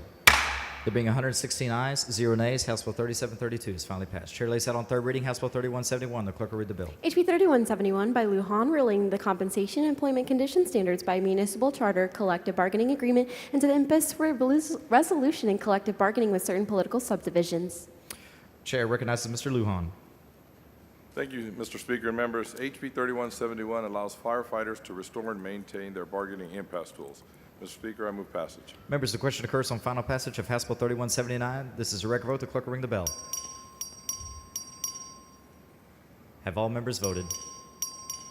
Have all members voted? There being 93 ayes, 23 nays, House Bill 3171 is finally passed. Chair lays out on third reading House Bill 3749. The clerk will read the bill. HB 3749 by Orr relating the regulation of the practice of medicine, including the performance of cosmetic medical procedures and the provision of elective and venous therapy. Chair recognizes Ms. Orr. Thank you, Mr. Speaker. Members, this is for Jennifer Cleveland. I'm proud to say we passed this unanimously yesterday. Thank you very much. I move passage. Members, the question occurs on final passage of House Bill 3749. This is a record vote. The clerk will ring the bell. Have all members voted? Have all members voted? There being 117 ayes, 2 nays, House Bill 3749 finally passes. Chair lays out on third reading House Bill 2814. The clerk will read the bill. HB 2814 by Plessa relating to providing children committed to the Texas Juvenile Justice Department and prisoners serving a sentence in a county jail with certain documents on discharge or release, authorizing a fee. Chair recognizes Mr. Lowe. Thank you, Mr. Speaker. Members, this is Representative Plessa's bill, and I voted for it. Thank you, Representative Louderback, for your support. Move passage. Members, the question occurs on final passage of House Bill 2814. This is a record vote. The clerk will ring the bell. Have all members voted? Show Mr. Lowe voting aye. Have all members voted? There being 117 ayes, 0 nays, House Bill 2814 is finally passed. Chair lays out for third reading House Bill 3977. The clerk will read the bill. HB 3977 by Rosenthal relating to conditions for employment of firefighters employed by political subdivisions. Chair recognizes Mr. Rosenthal. Thank you, Mr. Speaker. This is the bill that allows firefighters and their emergency service districts to enter into meet and confer agreements should they choose. It's permissive, and I move passage. Members, please excuse Mr. Capriglione because of important business. On motion of Ms. Button. Is there objection? Chair hears none, so ordered. Members, the question occurs on final passage of House Bill 3977. This is a record vote. The clerk will ring the bell. Show Mr. Rosenthal voting aye. Have all members voted? Have all members voted? There being 84 ayes, 34 nays, House Bill 3977 finally passes. Chair lays out on third reading House Bill 4204. The clerk will read the bill. HB 4204 by Harless, relating to prohibiting the use of unfair service agreements creating an offense. Chair recognizes Mr. Harless. Thank you. This is for all of our seniors who've been unfairly taken advantage of on real estate practices, and I move passage.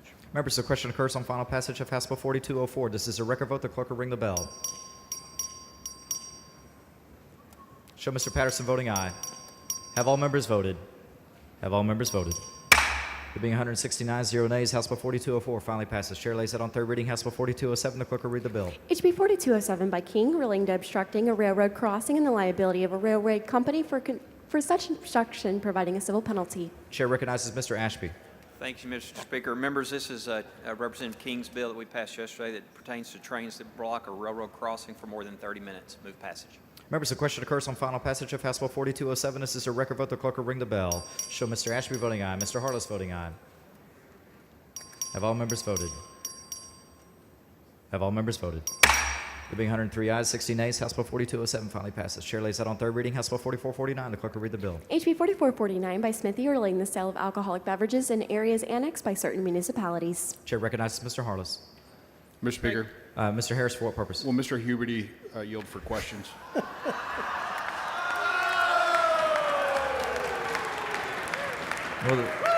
Will the gentleman in the pink jacket yield for questions?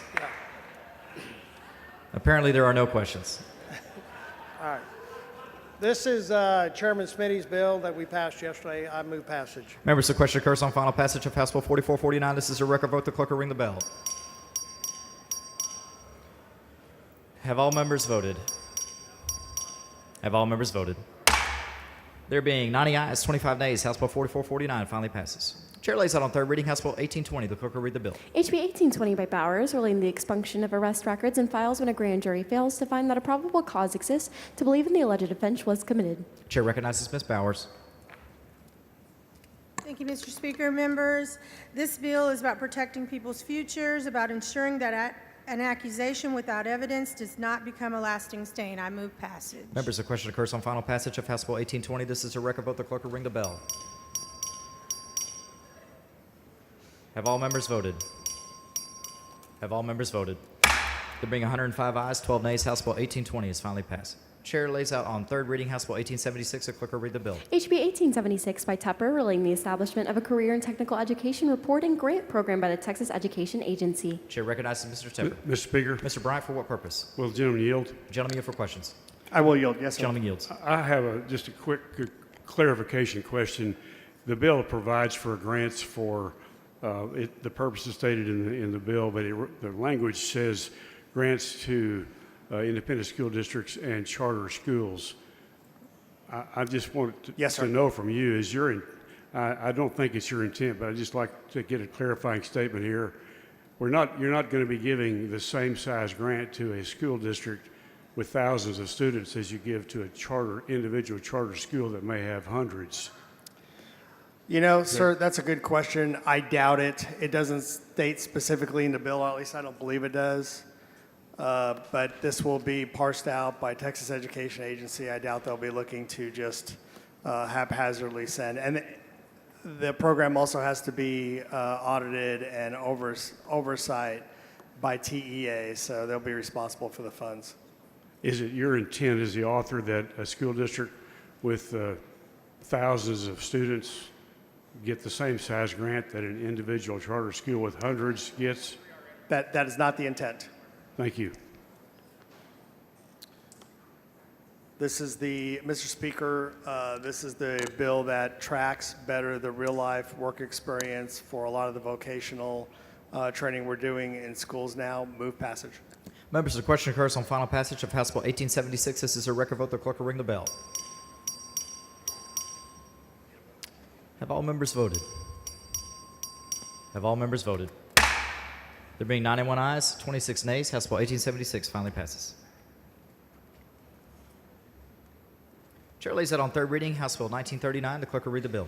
HB 1939 by Meyer relating to a credit for repayment of an amount required to be paid by a school district for the purchase of attendance credit under the public school finance system. Chair recognizes Mr. Meyer. Thank you, Mr. Speaker. Members, HB 1939 reinstates the early payment option for school districts. Move passage. Members, the question occurs on final passage of House Bill 1939. This is a record vote. The clerk will ring the bell. Have all members voted? Have all members voted? There being 106 ayes, 12 nays, House Bill 1939 finally passes.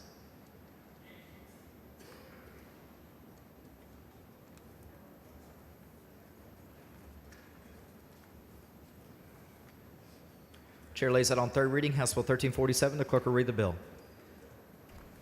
HB 1347 by Turner relating the prosecution of the offense for exploitation of a child, elderly individual, or disabled individual. Chair recognizes Mr. Wu for a motion. Mr. Turner's in State Affairs. Mr. Speaker, moves to postpone further consideration of HB 1347 until 12:30 today. Mr. Bryant, for any purpose? Okay. Let me follow up after he finishes. Members, you've heard the motion. Is there objection to the adoption of the motion? The chair is none, so ordered. Mr. Speaker, Mr. Bryant, for what purpose? I move that the dialogue between myself and Mr. Tepper on House Bill 1876 be reduced to writing and placed in the journal. Members, you've heard the motion. Is there objection to the adoption of the motion? The chair is none, so ordered.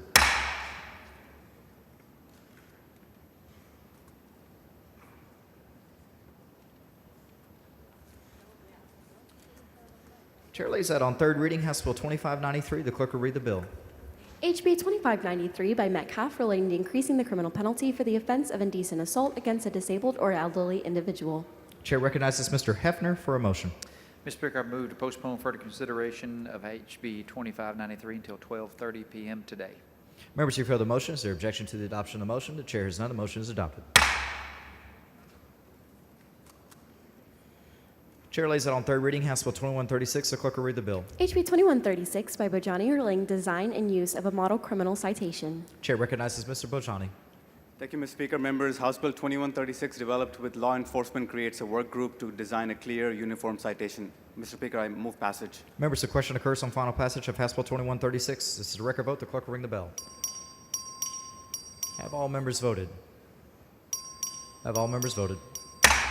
There being 91 ayes, 20 nays, House Bill 2136 finally passes. Chair lays it on third reading, House Bill 2658. The clerk will read the bill. HB 2658 by Verdell relating the Kimple County Hospital District of Kimple County, Texas. Chair recognizes Mr. Verdell. Thank you, Mr. Speaker. This is updating the rules in Kimball County Hospital District. Move passage. Members, the question occurs on final passage of House Bill 2658. This is a record vote. The clerk will ring the bell. Have all members voted? Have all members voted? There being 93 ayes, 22 nays, House Bill 2658 finally passes. Chair lays it on third reading, House Bill 2757. The clerk will read the bill. HB 2757 by Frank relating to a public school policy for establishing age for purposes of admission into the school for certain students, children of foreign military members. Chair recognizes Mr. Frank. Thank you, Mr. Speaker. Members, this bill would authorize school districts to allow children of allied foreign military members to start pre-K or kindergarten based on their age in the calendar year. I move passage. Members, the question occurs on final passage of House Bill 2757. This is a record vote. The clerk will ring the bell. Have all members voted? Have all members voted? There being 116 ayes, 1 nay, House Bill 2757 finally passes. Chair lays out on third reading, House Bill 2080. The clerk will read the bill. HB 2080 by Curtis relating to the review of the duties of the Groundwater Conservation District by the Texas Commission on Environmental Quality. Chair recognizes Mr. Gerdes. Thank you, Mr. Speaker. This bill would improve transparency and consistency in groundwater management. Move passage. Members, the question occurs on final passage of House Bill 2080. This is a record vote. The clerk will ring the bell. Show Mr. Trey Martinez-Fisher voting aye. Have all members voted? Have all members voted? There being 118 ayes, 1 nay, House Bill 2080 finally passes. Chair lays it on third reading, House Bill 3063. The clerk will read the bill. HB 3063 by Perez of Harris relating the civil prosecution of offenses involving certain municipal parking ordinances authorizing a civil fine. Chair recognizes Ms. Perez. Thank you, Mr. Speaker. Members, House Bill 3063 allows the City of Houston to declare violations of prohibited yard parking ordinances to be civil offenses. I move passage. Members, the question occurs on final passage of House Bill 3063. This is a record vote. The clerk will ring the bell. Have all members voted? Have all members voted? There being 80 ayes, 38 nays, House Bill 3063 finally passes.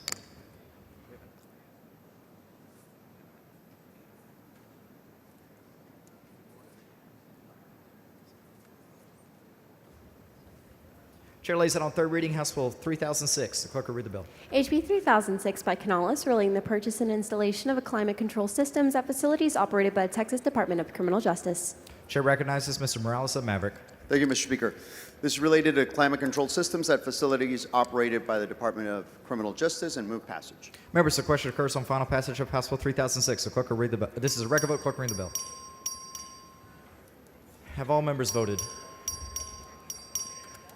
Have all members voted? There being 79 ayes, 39 nays, House Bill 3006 finally passes. Chair lays out on third reading, House Bill 2844. The clerk will read the bill. HB 2844 by Landgraf, relating the regulation of mobile food vendors, requiring an occupational license, imposing fees, and authorizing an administrative penalty. Chair recognizes Mr. Van Dever. Thank you, Mr. Speaker. Members, this is Chairman Landgraf's bill from yesterday, one statewide permit for food trucks. Move passage. Members, the question occurs on final passage of House Bill 2844. This is a record vote. The clerk will ring the bell. Have all members voted? Have all members voted? There being 86 ayes, 31 nays, House Bill 2844 finally passes. Chair lays on third reading, House Bill 3241. The clerk will read the bill. HB 3241 by Harris Davila, relating the authority of certain municipalities to receive certain tax revenue derived from a hotel and convention center project and to pledge certain tax revenue for the payment of obligations related to the project. Chair recognizes Ms. Harris Davila. Thank you, Mr. Speaker. Members, this is a local bill for Georgetown, Texas to use hotel occupancy tax revenue to build or expand a hotel and convention center project. Move passage. Members, the question occurs on final passage of House Bill 3241. This is a record vote. The clerk will ring the bell. Have all members voted? Have all members voted? There being 72 ayes, 44 nays, House Bill 3241 finally passes. Chair lays it on third reading, House Bill 3680. The clerk will read the bill. HB 3680 by Gomez, relating the subdivision plat requirement in certain counties. Chair recognizes Ms. Johnson for a motion. Mr. Speaker, I move to postpone further consideration of House Bill 3680 until 12:30 today. Members, you've heard the motion. Is there objection to the adoption of the motion? Chair is none. The motion is adopted. Chair lays it on third reading, House Bill 3169. The clerk will read the bill. HB 3169 by Bumgarner, relating authority of certain municipalities to receive certain tax revenue derived from a hotel and convention center project and to pledge certain tax revenue for the payment of obligations related to the project. Chair recognizes Mr. Bumgarner. Thank you, Mr. Speaker. Members, all this does is add the city of Carrollton to the list of eligible cities for a 10-year tax rebate. I move passage. Members, the question occurs on final passage of House Bill 3169. This is a record vote. The clerk will ring the bell. Have all members voted? Have all members voted? There being 69 ayes, 46 nays, House Bill 3169 finally passes. Chair lays it on third reading, House Bill 2078. The clerk will read the bill. HB 2078 by Curtis, relating the joint planning of desired future conditions in groundwater management areas. Chair recognizes Mr. Curtis. Thank you, Mr. Speaker. This bill brings transparency and accountability to our GCD DFC groundwater planning process. Move passage. Members, the question occurs on final passage of House Bill 2078. This is a record vote. The clerk will ring the bell. Have all members voted? Have all members voted? There being 97 ayes, 18 nays, House Bill 2078 finally passes. Chair lays it on third reading, House Bill 2507. The clerk will read the bill. HB 2507 by Leach, relating the automatic orders of non-disclosure of criminal history record, information of certain misdemeanor defendants following successful completion of a period of deferred injunction, community supervision. Chair recognizes Mr. Leach. Thank you, Mr. Speaker. Members, this is true and necessary and well-deserved clean slate legislation entitling Texans to clear minor low-level criminal records. Move passage. Members, the question occurs on final passage of House Bill 2507. This is a record vote. The clerk will ring the bell.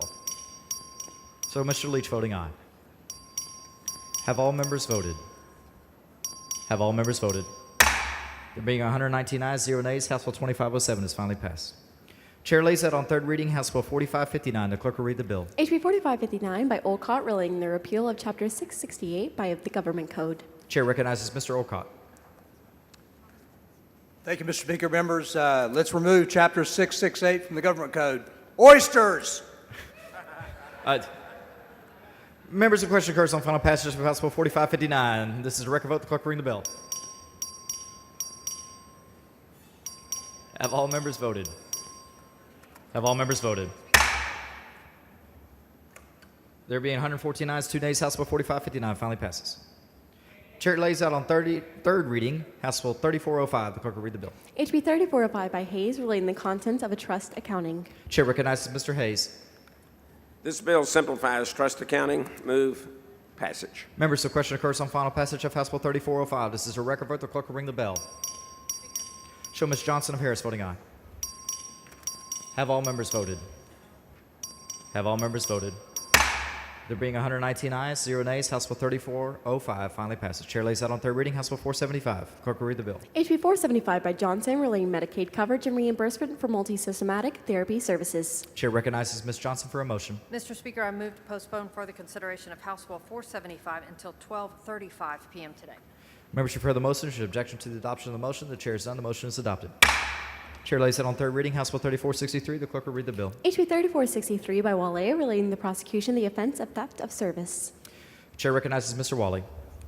Thank you, Mr. Speaker. All this bill does is allow for victims of theft of service to navigate the criminal legal system. Move passage. Members, the question occurs on final passage of House Bill 3463. This is a record vote. The clerk will ring the bell.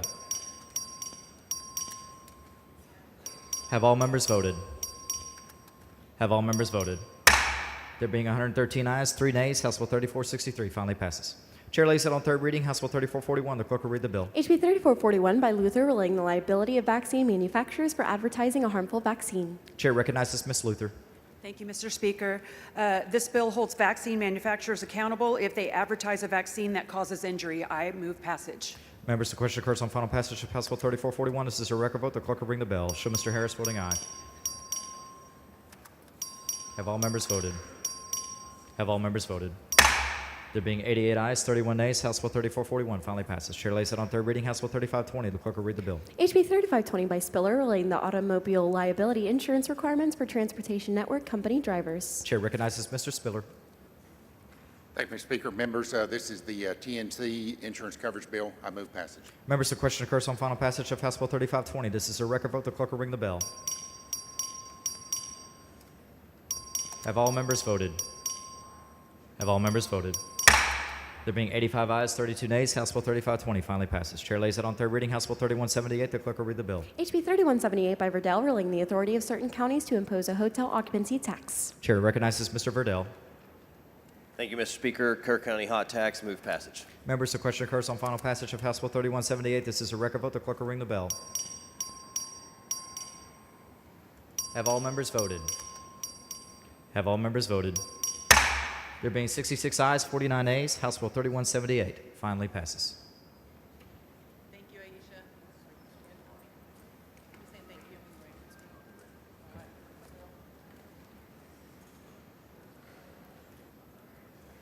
Chair lays that on third reading, House Bill 158. The clerk will read the bill. HB 158 by Raymond, relating to a study on the use of surplus government property to provide housing to veterans and low-income families. Chair recognizes Mr. Munoz. Thank you, Mr. Speaker. Members, this is Representative Raymond's bill regarding the study of surplus property for veterans housing. Move passage. Members, the question occurs on final passage of House Bill 158. This is a record vote. The clerk will ring the bell. Have all members voted? Have all members voted? There being 72 ayes, 42 nays, House Bill 158 finally passes. Chair lays it on third reading, House Bill 2060. The clerk will read the bill. HB 2060 by Campos, relating to a study on the coverage of certain infants under Medicaid. Chair recognizes Ms. Campos. Thank you, Mr. Speaker. Members, this bill seeks to study the gaps for unaccounted Medicaid infants and ensure that Texas newborns are properly cared for. I move passage. Members, please excuse Mr. Wally because of important business in the district on motion of Mr. Ashby. Is there objection? Chair hears none, so ordered. Members, the question occurs on final passage of House Bill 2060. This is a record vote. The clerk will ring the bell. Have all members voted? Have all members voted? There being 59 ayes, 58 nays, House Bill 2060 finally passes. Chair lays out on third reading House Bill 4991. The clerk will read the bill. HB 4991 by Canales, relating to open meetings and public information training of certain public officials and attorneys regarding the open meeting and public information laws. Chair recognizes Mr. Morales of Maverick. Thank you, Mr. Speaker. Members, 4991 amends sections of the Texas Government Code to require open government training for outside attorneys hired by governments to assist in carrying out the Texas Public Information Act. Move passage. Members, the question occurs on final passage of House Bill 4991. This is a record vote. The clerk will ring the bell. Show Mr. Wilson voting aye. Have all members voted? Have all members voted? There being 96 ayes, 22 nays, House Bill 4991 finally passes.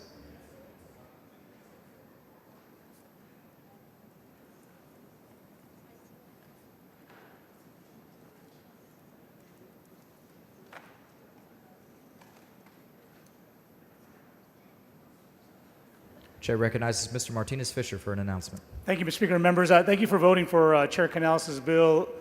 I just talked to Terry. He wanted you all to know. I know you've been asking about him. His 10-year-old daughter, Catalina, as you know, is in the hospital. She just had an endoscopy. She's doing better. Chair Canales wanted to thank you for voting for his bill and also to thank you all for keeping Catalina in your prayers. Thank you, Mr. Speaker. Thank you, Mr. Martinez Fisher. Chair lays it on third reading, House Bill 1991. The clerk will read the bill. HB 1991 by Gann relating to information regarding certain charges for services provided by municipality-owned utility systems. Chair recognizes Mr. Guillen. Thank you, Mr. Speaker. Members, this improves transparency for municipally owned utility systems by requiring that the terms and conditions for operating, maintenance, replacement, or improvement charges be published online. Final passage.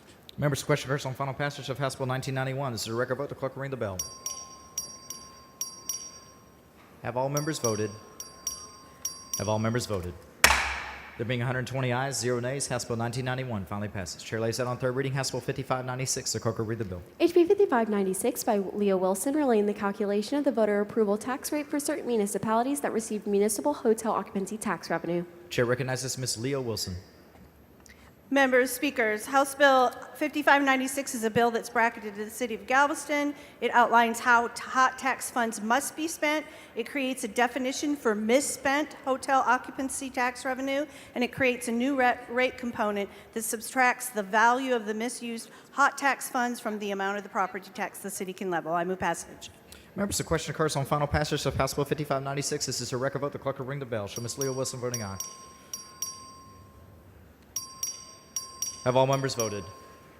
Have all members voted? There being 73 ayes, 48 nays, House Bill 5596 finally passes. Chair lays out on third reading House Bill 2014. The clerk will read the bill. HB 2014 by Kerwin relating the Board of Directors of Somerville County Hospital District. Chair recognizes Ms. Harris Davila.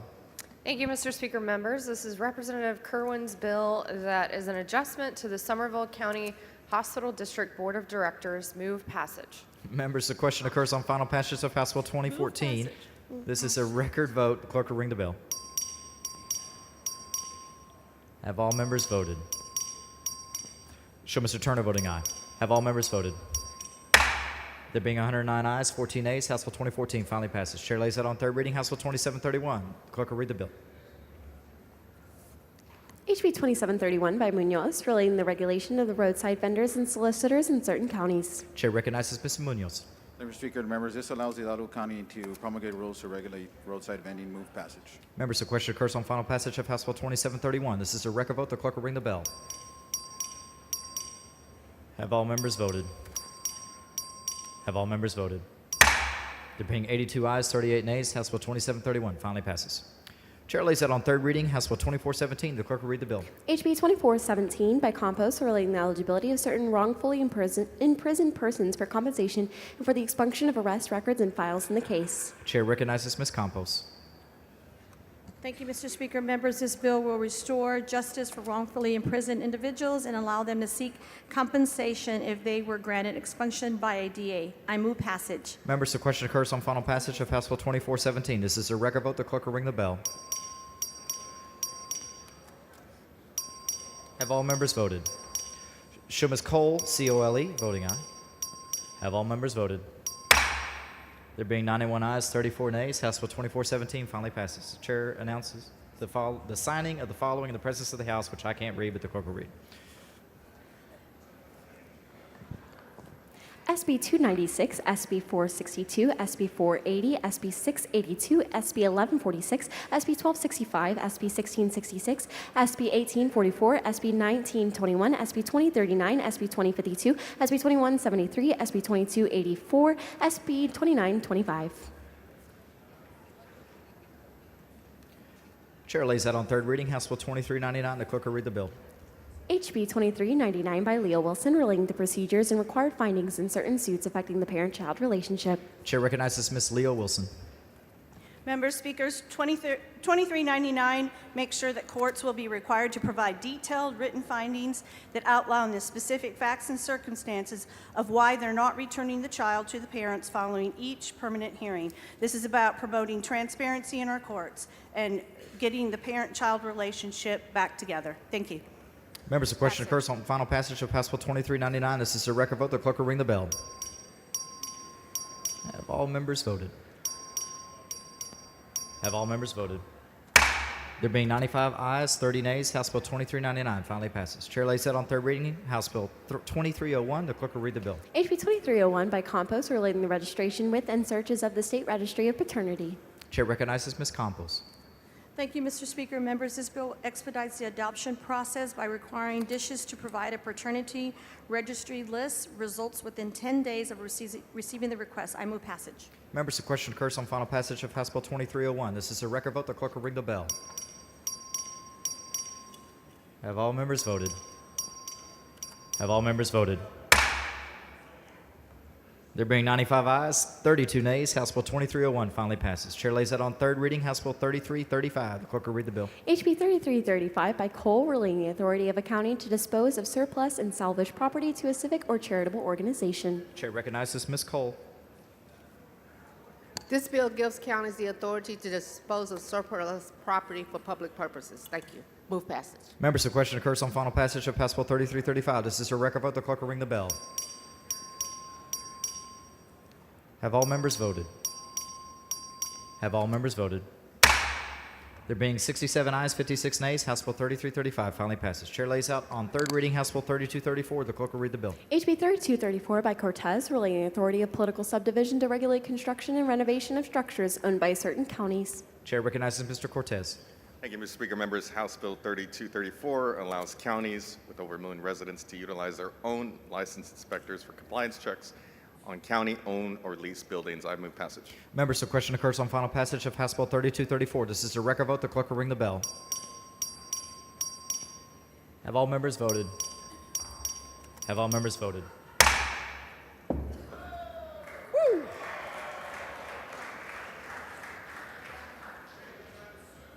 Come on and get it, Durazio.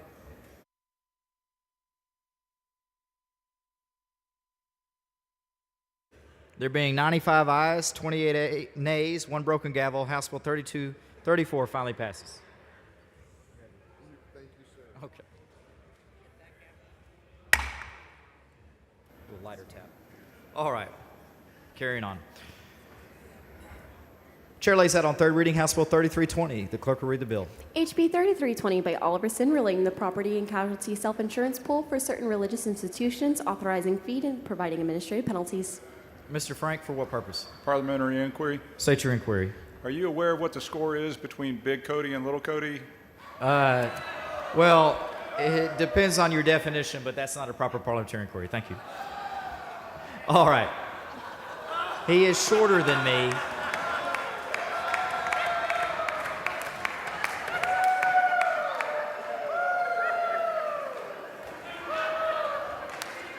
All right. Simmer down. Chair recognizes Dr. Oliverson. Thank you, Mr. Speaker. Members, this bill allows religious institutions to pool risk for property and casualty to better be able to afford coverage. I move passage. Mr. Martinez Fisher, for what purpose? Mr. Speaker, it's early, but do we have a Rule 15 issue on this floor? Chair is not advised. Okay, we'd like to reduce that smile of yours and put it in the journal. All right. Chair will not recognize that motion. Mr. Speaker. Mr. Harris, for what purpose? I move to have the comments or the question from Mr. Frank and your response reduced to writing and placed in the journal. All right. Members, you've heard the motion. Is there objection to the adoption motion? The chair is none so ordered. All right, members, the question occurs on final passage of House Bill 3320. This is a record vote, as you are aware. The clerk will ring the bell. Show Mr. Romero voting aye, Dr. Oliverson voting aye. Have all members voted? Have all members voted? There being 125 ayes, 2 nays, House Bill 3320 finally passes. Chair lays out on third reading House Bill 4848. The clerk will ring the bill. HB 4848 by Harris Davila, relating to requiring the competency-based baccalaureate degree programs be offered at certain institutions of higher education. Chair recognizes Ms. Harris Davila. Thank you, Mr. Speaker. Members, HB 4848 establishes low-cost competency-based degrees at our Texas public colleges to create a more accessible path for working adults to turn their job and life experience into college credit and earn a degree. I move passage. Members, the question occurs on final passage of House Bill 4848. This is a record vote. The clerk will ring the bell. Have all members voted? Have all members voted? There being 118 ayes, 7 nays, House Bill 4848 finally passes. The chair lays out House Bill 1347 as a matter of postponed business on third reading. The clerk will read the bill. HB 1347 by Turner, relating the prosecution of the offense of exploitation of a child, elderly individual, or disabled individual. The chair recognizes Mr. Turner. Thank you, Mr. Speaker. Members, once again, this is the bill that seeks to better define key terms such as coercion, deception, isolation, to better protect vulnerable individuals, the elderly, children, those with IDD, living in assisted living facilities, residential care, group homes, boarding homes, those types of facilities. We worked on this bill in consultation with local law enforcement, including the Arlington Police Department. They helped us craft this legislation to give law enforcement additional tools to better protect vulnerable Texans. I move passage. Members, the question occurs on final passage of House Bill 1347. This is a record vote. The clerk will ring the bell. Show Mr. Turner voting aye. Show Mr. Metcalf voting aye. Have all members voted? So Ms. Garcia Hernandez voting aye. Have all members voted? There being 90 ayes, 35 nays, House Bill 1347 finally passes. Chair lays out House Bill 2593 as a matter of postponed business on third reading. The clerk will read the bill. HB 2593 by Metcalf, relating to increasing the criminal penalty for the offense of indecent assault against a disabled or elderly individual. Chair recognizes Mr. Metcalf. Thank you, Mr. Speaker. Members, House Bill 2593 ensures Texas law reflects the seriousness of crimes committed against our most vulnerable individuals, our elderly and disabled. I move it passage. Members, the question occurs on final passage of House Bill 2593. This is a record vote. The clerk will ring the bell. Have all members voted? Show Ms. Garcia Hernandez voting aye. Have all members voted? There being 124 ayes, 0 nays, House Bill 2593 finally passes. The chair lays out House Bill 3680 as a matter of postponed business on third reading. The clerk will read the bill. HB 3680 by Gomez, relating the subdivision plat requirements in certain counties. Chair recognizes Mr. Guillen. Thank you, Mr. Speaker. Members, this is a local bill bracketed only to Cameron County that makes slight changes to the model subdivision rules just in Cameron County. It's an agreed-to bill by the realtors, land developers, and the county. Move final passage. Members, the question occurs on final passage of House Bill 3680. The question, this is a record vote. Clerk will ring the bell. Have all members voted? Show Ms. Garcia Hernandez voting aye. Have all members voted? There being 87 ayes, 32 nays, House Bill 3680 finally passes. Chair lays out on third reading House Bill 4748. The clerk will read the bill. HB 4748 by Curry, relating the multiple award of contracts with indefinite delivery and indefinite quality terms. Chair recognizes Mr. Curry. Thank you, Mr. Speaker. Members, multi-awards another tool in the toolbox to increase flexibility, competition, and help mitigate risk in high-volume purchases. Move passage. Members, the question occurs on final passage of House Bill 4748. This is a record vote. The clerk will ring the bell. Have all members voted? Have all members voted? There being 121 ayes, 4 nays, House Bill 4748 finally passes. Chair lays out on third reading House Bill 4769. The clerk will read the bill. HB 4769 by Phelan, relating to electronic delivery of documents sent or received by the Texas Department of Licensing and Regulation. Members, please excuse Mr. Smithy because of important business in the district on motion of Mr. Darby. Is there objection? Chair has none, so ordered. Members, please excuse Ms. Orr because of important business on motion of Mr. Bumgarner. Is there objection? Chair has none, so ordered. Chair recognizes Speaker Phelan. Thank you, Mr. Speaker. This bill allows TDLR to use email instead of certified mail. Move passage. Members, the question occurs on final passage of House Bill 4769. This is a record vote. The clerk will read the bill. Have all members voted? Have all members voted? There being 116 ayes, 8 nays, House Bill 4769 finally passes. The chair lays out House Bill 475 as a matter of postponed business on third reading. The clerk will read the bill. HB 475 by Johnson, relating Medicaid coverage and reimbursement for multi-systematic therapy services. The chair recognizes Ms. Johnson. Mr. Speaker, members, thank you again for considering this legislation. As we discussed last night, being in your juvenile courts, I have gotten a chance to see how well multi-systemic therapies works for our juveniles to reduce the rate of recidivism. All this does is say that kids that are currently get Medicaid get an option to have this available to them statewide. Move passage. Yep. Oh, chair recognizes Mr. Speaker Fiedler to speak in favor.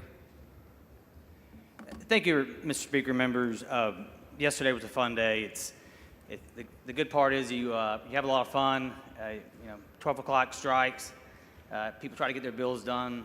I appreciate it, but sometimes bills are get through a day like yesterday that maybe shouldn't have gotten through, and some don't get as many votes as they should as well because we're in such a hurry to move our legislation along. This particular piece of legislation, since we were here last weekend, is my Mother's Day present to my wife. I told her I would come up here and talk about this program because it's that impactful in our community. And what this bill does is seek to make it statewide. And MSTs, I know the word Medicaid appears in the caption and therapy appears in the caption, and all of a sudden there are going to be some no votes. But let me explain to you what this does. This is the off-ramp that we all talk about. The population that is targeted here is a Medicaid population. This is what the program was designed for. This therapy is how children get out of the system. This is the off-ramp we talk about. Republicans, you talk about keeping the family unit together. That's what this program does. It keeps children out of TDCJ, TJJD.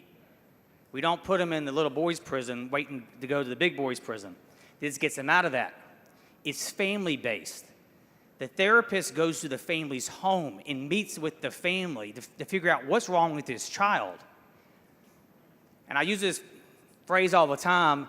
My wife gets on me, but it's true. We have feral children in the state of Texas. They don't know how to behave. They don't know how to act. This is what this is about. It's 3 to 5 months maximum, and then the child is out. They go meet with the teachers to see what the child's doing in the classroom. Why is Billy not learning? What are you seeing? This is a very hands-on program that changes the trajectory of children's lives forever. And it doesn't cost this state much money at all. It's why we spend the dollars. This is one of those spend $1 now or $50 later. Let's get a child out of the system, the child welfare system. This gets them out of that system and back as a productive tax-paying adult, which is what we all want. And it's done with the family involved. It's done with the community and the teachers involved. It keeps them out of probation. It keeps them out of jail. It keeps them out of the welfare system. And it's all done for very, very few dollars. It's a difficult program to get into, but it's life-changing. And, again, Medicaid therapy, people's antennas go up. Red flag. That's not the program we're talking about today. Dean Thompson, for what purpose? Would the gentleman yield? Does the gentleman yield? I will yield for questions, yes, ma'am. Gentleman yields for questions. Mr. Speaker, if these persons are successful, we're able to help them develop their potential. Would you agree? This program delivers on it. The results are undeniable. And if we're able to help them develop their potential, then it's a win-win for society. This bill makes it all 254 counties will be eligible, and yes, it's a statewide solution, statewide success. Yes, ma'am. And would you agree that it's easier to build a child than to repair an adult? It is. Thank you. It can't be expressed. And I'll just close with this. We can do this at a government-run prison. We can do this at a government-run program, or we can do it at the child's home, in the child's living room, with the parents involved, with the grandparents involved, with the teachers involved. So with that, I urge you to support this piece of legislation. It's something that 2 years from now, you will see results. Thank you. Chair recognizes Ms. Johnson to close.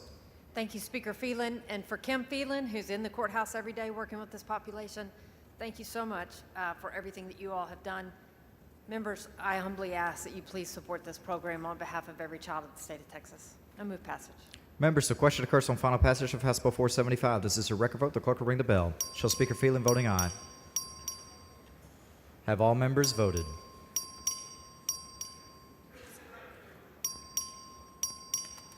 Have all members voted?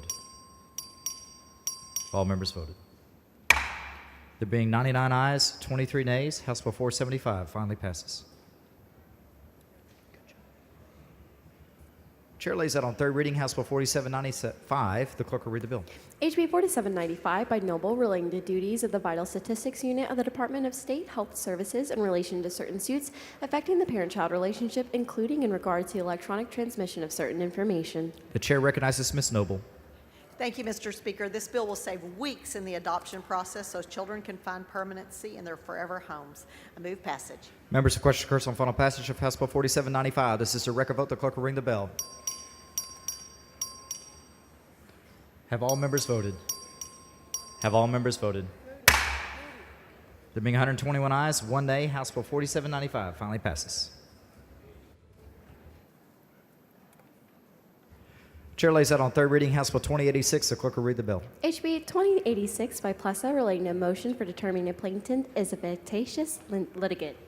Chair recognizes Ms. Garcia Hernandez for a motion. Thank you, Mr. Speaker. I move to postpone further consideration of House Bill 2086 until January 12, 2027. Members, you've heard the motion. Is there objection to the adoption of the motion? The chair hears none. The motion is adopted. Chair lays out on third reading House Bill 2234. The clerk will read the bill. HB 2234 by Dutton relating to the age of criminal responsibility of certain substantive and procedural matters related to that age. Chair recognizes Speaker Moody. Thank you, Mr. Speaker, members. I'm laying out this bill on behalf of Chairman Dutton, who sent a note of thanks that he wanted to express, not only for him, but for the many young people who will be helped by this bill. Before I move passage, I want to tell you a story from my days as a criminal defense lawyer. I walked into court, been court appointed to represent a 17-year-old young man. His mother was with him. He had been arrested in possession of a vape pen, happened to be at school, and he now had a second-degree felony arrest. Is the only charge on his record.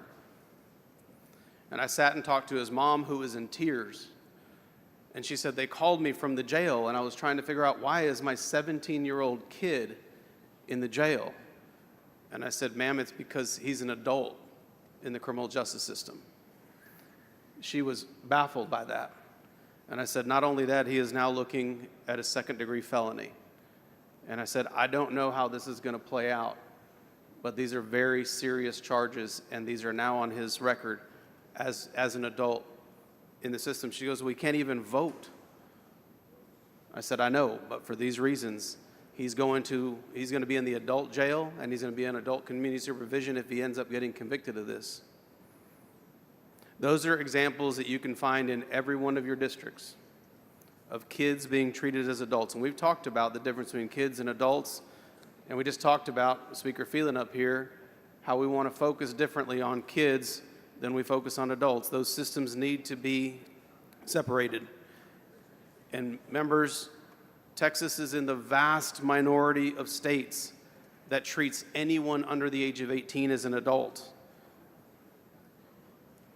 Only Georgia, Louisiana, Wisconsin, and Texas categorize 17-year-olds as adults. This has been an effort that has been ongoing for years in this body. And the last time that this bill came to the floor in a prior session, it was voted out unanimously from this body because they saw the wisdom in treating kids like kids and adults like adults. So I'd ask you to please vote in favor of this bill. I move passage. Mr. Wilson, for what purpose? Is the representative yield to questions? Gentleman yield for questions. Yes, sir. Gentleman yields. Sir, I just have one question for you. Do you know the age of maturity for a young adult male's brain? I believe it's 25 or 27. It's 25. Thank you, sir. All right. No, and I think Colonel Wilson brings up a very important point. We have done a lot of work to understand brain development, brain science, and we've done a lot of good work to make sure that when we are dealing with children, we are making sure that we're on the right path, because the goal in the juvenile justice system, as we discussed before, is very different from that in the adult criminal justice system. And let me be clear, changing the age of responsibility for the adult criminal laws does not mean there is not accountability for these young people. There is, but it's rightly placed in the juvenile justice system, because when 17-year-olds that get into the adult system, they get subjected to a lifetime of consequences, a lasting criminal record that can hinder furthering their education, gaining employment, securing housing, joining the military. It can curb them from doing that, for making a mistake as a kid. And we all know that higher rates of recidivism occur when people don't have access to rehabilitation programs. And in our juvenile justice system, we focus on the rehabilitation part much more for that reason. So I won't belabor the point anymore. I ask you to support this bill and help these kids be treated like kids. I move passage. Members, the question occurs on final passage of House Bill 2234. This is a record vote. The clerk will ring the bell. Have all members voted? Have all members voted? There being 69 ayes, 52 nays, House Bill 2234 finally passes. Chair lays out on third reading House Bill 4916. The clerk will read the bill. HB 4916 by Canales, relating the assignment of a motor vehicle title by a dealer. Chair recognizes Mr. Morales of Maverick. Thank you, Mr. Speaker. Members, did you all know that under the current interpretation of the DMV statute, dealers are required to assign out-of-state titles that reflect the dealer as the owner to themselves, creating unnecessary steps? This bill will change that. Move passage. Members, the question occurs on final passage of House Bill 4916. This is a record vote. The clerk will ring the bell. Have all members voted? Have all members voted? There being 98 ayes, 26 nays, House Bill 4916 finally passes. Chair lays out on third reading House Bill 5624. The clerk will read the bill. HB 5624 by Buckley, relating the liability of a motorized off-road vehicle entity for injuries arising from certain activities. Chair recognizes Mr. Buckley. Thank you, Mr. Speaker. Members, under existing law, equestrian sports and rodeo activities are granted liability protection for injuries resulting from the inherent risks of participation. However, motocross and other off-road vehicle sports, despite having similar risks, receive no such protection. HB 5624 seeks to provide similar protection for motocross track operators. I move passage. Members, the question occurs on final passage of House Bill 5624. This is a record vote. The clerk will ring the bell. Have all members voted? Show Mr. McQueenie voting aye. Have all members voted? There being 113 ayes, 11 nays, House Bill 5624 finally passes.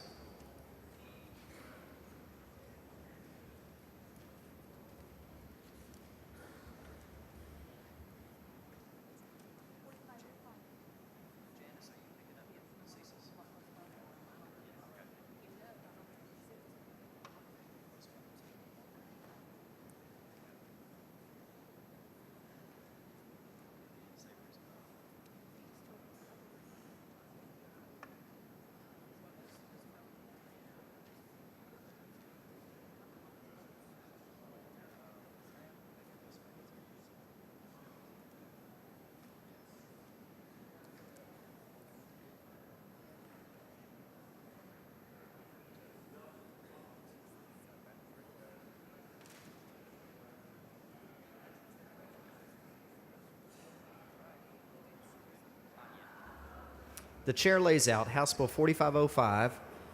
On third reading, the clerk will read the bill. HB 4505 by Bella Montgomery, relating the establishment of the Workforce Housing Capital Investment Fund Program to fund the development of workforce housing in the state, authorizing a fee.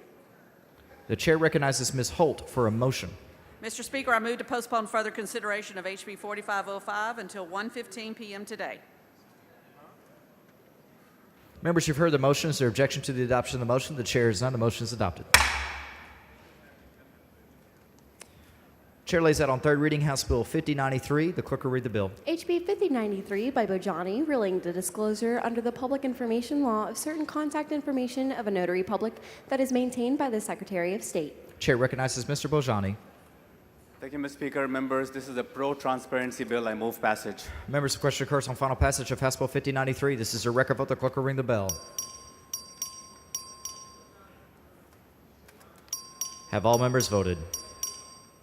Have all members voted? There being 79 ayes, 39 nays, House Bill 5093 finally passes. Chair lays out on third reading House Bill 5302. The clerk will read the bill. HB 5302 by Schatzline, relating the establishment of the Texas Foster Care Post-Adoption Assistance Account Program. Chair recognizes Mr. Schatzline. Thank you, Mr. Speaker. Members, let's lower the barriers to adoption. Move passage. Members, the question occurs on final passage of House Bill 5302. This is a record vote. The clerk will ring the bell. Show Mr. Schatzline voting aye. Have all members voted? Have all members voted? There being 119 ayes, 1 nay, House Bill 5302 finally passes. Chair lays out on third reading House Bill 5402. The clerk will read the bill. HB 5402 by Guerin, relating the fiscal impact statements for legislation imposing mandates on health benefit plan issuers. Chair recognizes Mr. Guerin. Thank you, Mr. Speaker and members. House Bill 5402 would provide more information to the legislature when evaluating the impact of health insurance mandates on the constituents. I move passage. Members, the question occurs on final passage of House Bill 5402. This is a record vote. The clerk will ring the bell. Have all members voted? Have all members voted? There being 116 ayes, 7 nays, House Bill 5402 finally passes. Chair lays it on third reading. House Bill 5606. The clerk will read the bill. HB 5606 by Wilson, relating the sick day pool of school employees in the state. Chair recognizes Mr. Wilson. Thank you, Mr. Speaker. Members, this may seem like a very small bill, but it's a very important bill to your retired teachers and your current teachers. It's simply when a teacher is going to retire, they can give their remaining sick leave days back to the school district so that the teachers can leverage those sick days. It doesn't cost the school districts anything. It's fully supported, especially by your teachers and retired teachers. Move passage. Members, please excuse Mr. Hunter to attend a meeting of the Committee on Calendars on motion of Mr. Ashby. Is there objection? Chair hears none, so ordered. Please excuse Mr. Verdell because of important business on motion of Ms. Harris Davila. Is there objection? Chair hears none, so ordered. Members, the question occurs on final passage of House Bill 5606. This is a record vote. The clerk will ring the bell. Have all members voted? Show Mr. Jones of Dallas voting aye. Have all members voted? There being 105 ayes, 17 nays, House Bill 5606 finally passes. Chair lays out on third reading House Bill 4630. The clerk will read the bill. HB 4630 by Kitzman, relating the regulation of artisan water wells by the Texas Commission on Environmental Quality. Chair recognizes Mr. Kitzman. Thank you, Mr. Speaker and members. House Bill 4630 just does some housekeeping, cleans up some antiquated statutes that are covered in other places in the modern law. I move passage. Members, the question occurs on final passage of House Bill 4630. This is a record vote. The clerk will ring the bell. Show Mr. Guerra voting aye. Have all members voted? Have all members voted? There being 121 ayes, 0 nays, House Bill 4630 is finally passed. Chair lays out on third reading House Bill 4924. The clerk will read the bill. HB 4924 by Canales, relating the electronic documentation for the transfer of a motor vehicle title. Chair recognizes Mr. Morales of Maverick.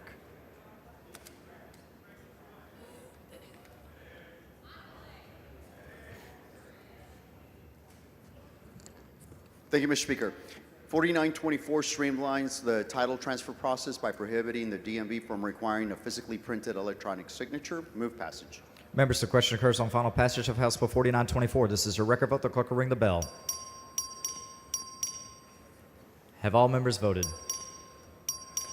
Have all members voted? There being 91 ayes, 30 nays, House Bill 4924 finally passes.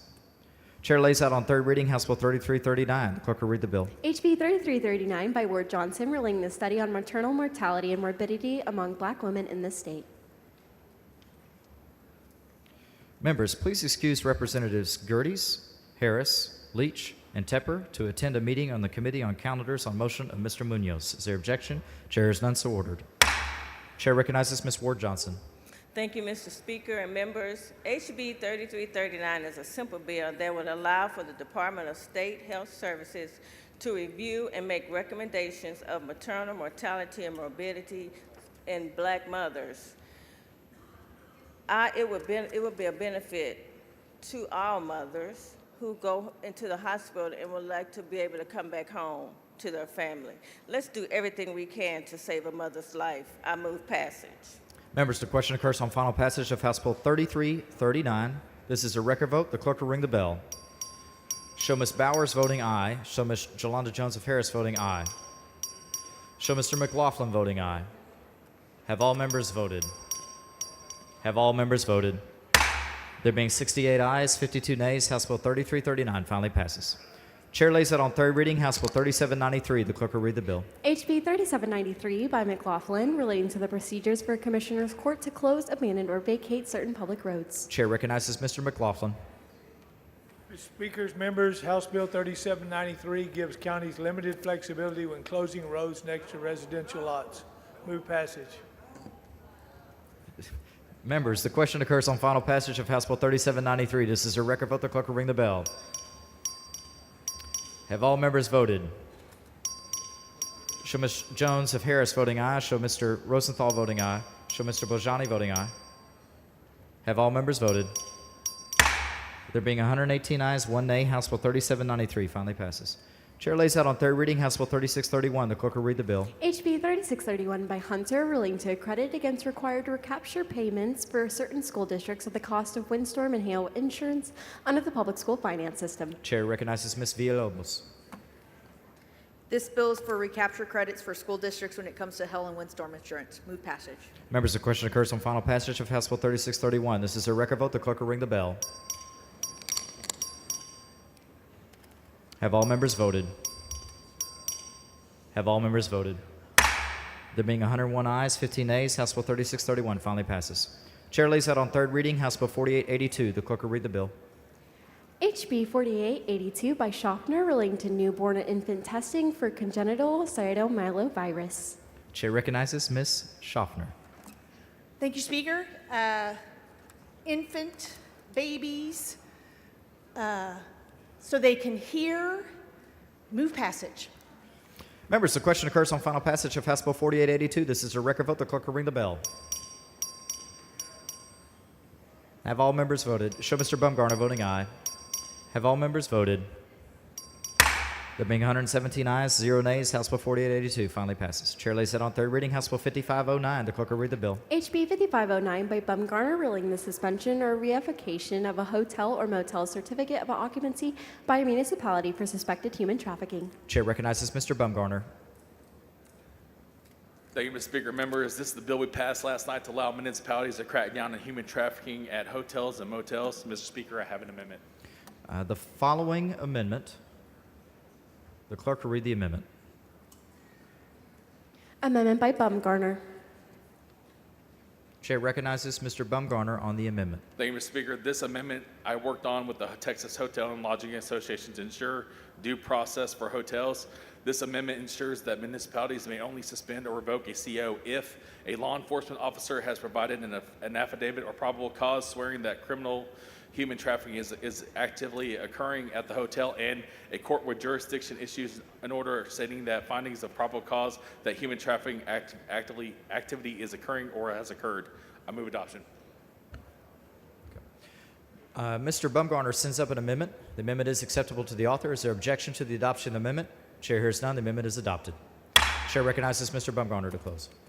Thank you, Mr. Speaker. I just want to thank my joint authors on this. Dean Thompson, thank you, ma'am. Terry Leo Wilson, thank you. And John Rosenthal, sir, you're a real G. I appreciate you, sir. Move passage. Members, the question occurs on final passage of House Bill 5509. This is a record vote. The clerk will ring the bell. Show Mr. Rosenthal voting aye. Mr. Bumgarner voting aye. Have all members voted? Have all members voted? There being 118 ayes, 0 nays, House Bill 5509 finally passes. Chair lays that on third reading, House Bill 5499. The clerk will read the bill. HB 5499 by LaHood, relating to towing fee studies and the amount of non-consent towing fees in certain political subdivisions, authorizing an increase in existing fees. Chair recognizes Mr. LaHood. Thank you, Speaker. Members, let's be blunt. No one likes lawyers, politicians, or tow truck drivers until you need them. All this bill does is try to find out what a fair rate and take care of a central need. Mr. Move Speaker. passage. Mr. Martinez Fisher, for what purpose? Gentleman, yield for a question. Gentleman, yield for questions. I do. Gentleman yields. Thank you, Speaker Vasu. Thank you, Representative LaHood. I had a note in my briefing book to oppose this on behalf of the city of San Antonio, and I'm not sure if you were aware of that they took that position. I am. Okay, and I just wanted you to know that I'd be voting for it. Thank you. Thank you, sir. Mr. Speaker. Child. Mr. Speaker. Ms. Carr, are you okay? Yes, thank you. For what purpose? Will the gentleman yield for questions? Gentleman, yield for questions. Yes, ma'am. Gentleman yields. Okay, so I was reading your bill. Can you describe what a non-consent tow is? Yeah, non-consent tow is when you park at a business violating their requirements, and then you get towed. Okay, would it also include an apartment complex and you don't have the correct sticker for that parking spot? Yeah, my understanding is it would involve any situation in which the policy has been broken or violated, and then the vehicle is towed without obviously consenting to it. Okay, so it's not like you're calling, you're stranded on the road, and you willingly call the tow truck driver for assistance. This is for some type of alleged violation. Yeah, yes, ma'am. Okay, and so your bill, are you aware what the average cost of towing is in the state of Texas? Not the average cost, but in committee, companies from Dallas, Houston, Austin, San Antonio, and other cities throughout the state testified that there was no consistency in what the towing rates were. They also testified that in a lot of these jurisdictions, rates hadn't been increased in 5 to 10 years, and as we're all well aware from testimony in all kinds of situations, that all costs have gone up, including vehicles, gas, insurance, maintenance, etc. Well, in my area, I know that it's about $200. I've talked to some constituents who've had to pay over $200 to get their vehicle removed from the pound after it's towed, and that can be that's a strain on the individual and the families because it takes a lot of their money that they have to pay for rent. So this bill would authorize reevaluation and increasing in tows. Now, which tow companies have said that they're not able to meet their needs or keep their business open because the fees have not increased? That's a great question, so I'm going to try and answer it as succinctly as I can. So 2 things. The state of Texas already does a study every 2 years on what's called the maximum tow rate. Now, this bill is not a mandate, but what it does do is requires the local municipalities to do a study to see what the fair market value is, and if they deviate from that third-party market analysis, to put into writing why it is. Okay, you said it's not a mandate? They don't have to initiate the fees that the study says is a fair rate, but if they deviate, if they don't follow that, if they reject that, they do have to put in writing. Again, transparency has been consistency this session as to why they are rejecting that. Okay, so they don't, if their study says that they should increase it, but they decide to help their constituents, that they're not going to increase it, they can do that as long as they put it in writing that they decline to increase the rate of towing fees. Yes, ma'am. That's my understanding. And that's what your intent is? Yes, ma'am. All right, thank you. Thank you. Mr. Speaker, Mr. would you have Raymond, any for for a what couple purpose? questions, or one maybe, 2? Would you yield for a question? Yes, sir, always. Gentleman yields.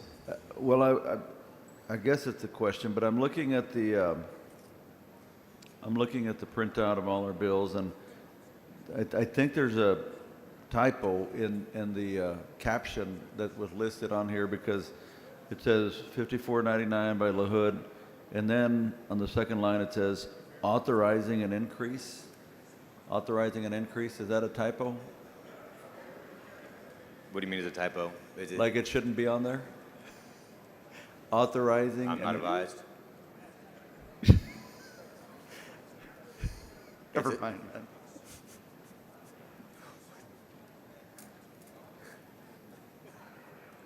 I move passage. Okay. Members, question occurs on final passage of House Bill 5499. This is a record vote. The clerk will ring the bell. Show Mr. Martinez Fisher voting aye. Okay, grab that gavel. And when I point at you, you're going to bang it. Show Mr. Bernal voting aye. Have all members voted? Have all, show Mr. LaHood obviously voting aye for his bill. Show Mr. Leach voting aye. Have all members voted? There being 64 ayes, 50 nays, House Bill 5499 finally passes. Chair lays out on third reading House Bill 5520. The clerk will read the bill. HB 5520 by Gomez, relating to border protection, economic development services, programs, and other measures, including establishing an education center and programs. Chair recognizes Mr. Guillen. Thank you, Mr. Speaker. Members, this is Border Enhancement Act by Representative Gomez. It's a good border bill, much like the HB 7 from last session that died in conference committee. Move final passage. Mr. Speaker, Ms. Lopez, for what purpose? I have some questions. Will the gentleman yield for questions? Yes. The gentleman yields. Chairman Guillen, I know that you care a lot about border security, and I live right on the border on Cameron County, and we're right next to Mexico. So this bill greatly affects my area. So I have a few questions for you. Do you know what area this would affect? What county? The border. Do you know what county specifically? All the border counties. All the border counties? Yeah. I represent Cameron County and Hidalgo, Willacy County, sorry. And there are, do you know how many cities are in Cameron County? No, not advised, no. So do you know how many cities were contacted, and was there a needs assessment with these cities in Cameron County or Willacy County? Not advised. So Cameron County has 52 cities, and are there any letters of support or needs assessment for any of those 52 cities in Cameron County? Not that I'm aware of. So were any constituents or law enforcement contacted? That would be a question for the author. Do you being the former chair of Homeland Security, do you know what law enforcement entities are on the border? Of course. Can you name some? Well, we have, local, state, and federal law enforcement on the border. So would you say we have some of these entities as well? Game wardens, school district PDs, you said city Yes. PDs, county sheriff departments, DPS, Border Patrol, ICE, Customs. Absolutely. Do you know if any of those were contacted and a needs assessment was done? I'm not aware, but I will say that this bill is very, very similar to HB 7 from last session. And do you know who killed HB 7 last session? Well, it died in conference committee over not being able to agree on the final product. Okay, all right. So was there any coordination with DPS, the governor's office, or any of the local law enforcement entities?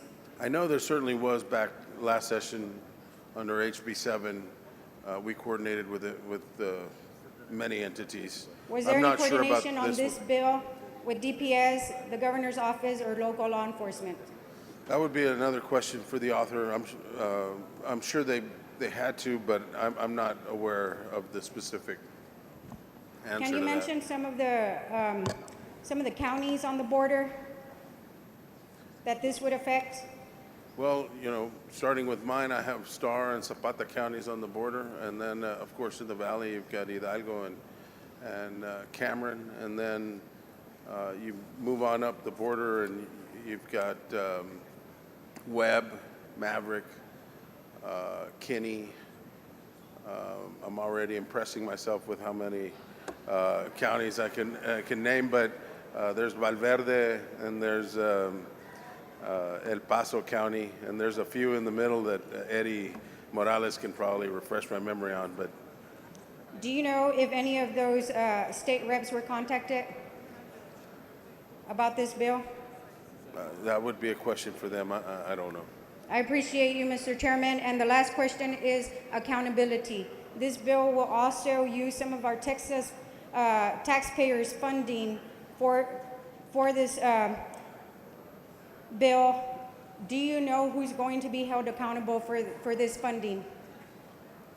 Well, I would say each entity that spends the money should be held accountable Okay, so for what they use it on. you're saying And- each entity, however, does this bill specify, I'm looking for facts,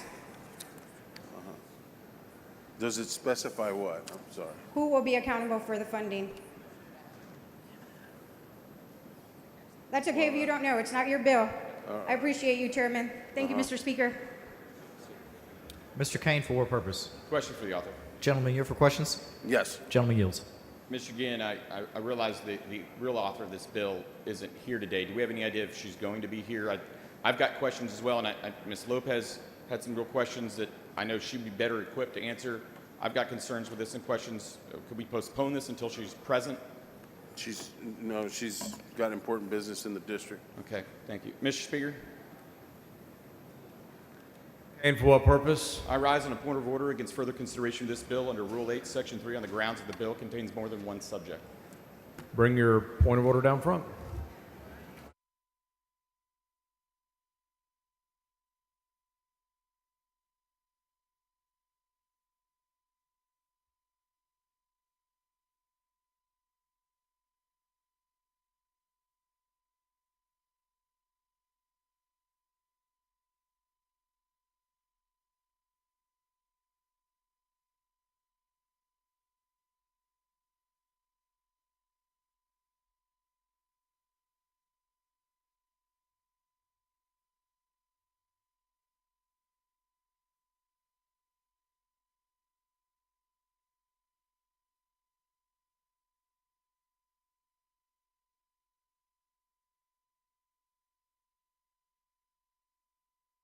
Mr. Wu, for what purpose? Mr.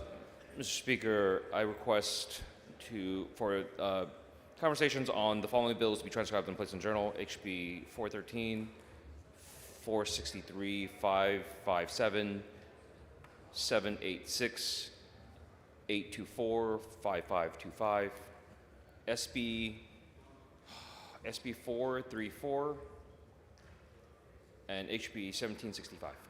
Members, you've heard the motion. Is there objection? Chair is none, so ordered.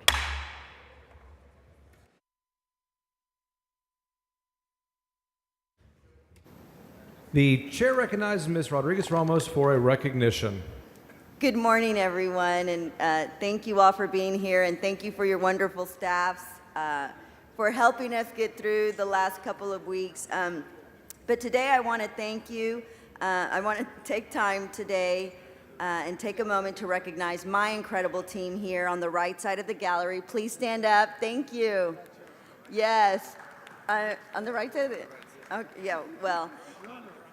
Okay, well, they're on Leach's left, my right. But I want to thank, I don't know if you all know, a couple of weeks ago was Legislative Staff Week, and I was remiss in not recognizing my staff. I want to thank Cody Metter. Cody, raise your hand. She is the Executive Director of the Progressive Caucus, who kept the caucus roaring and alive this session.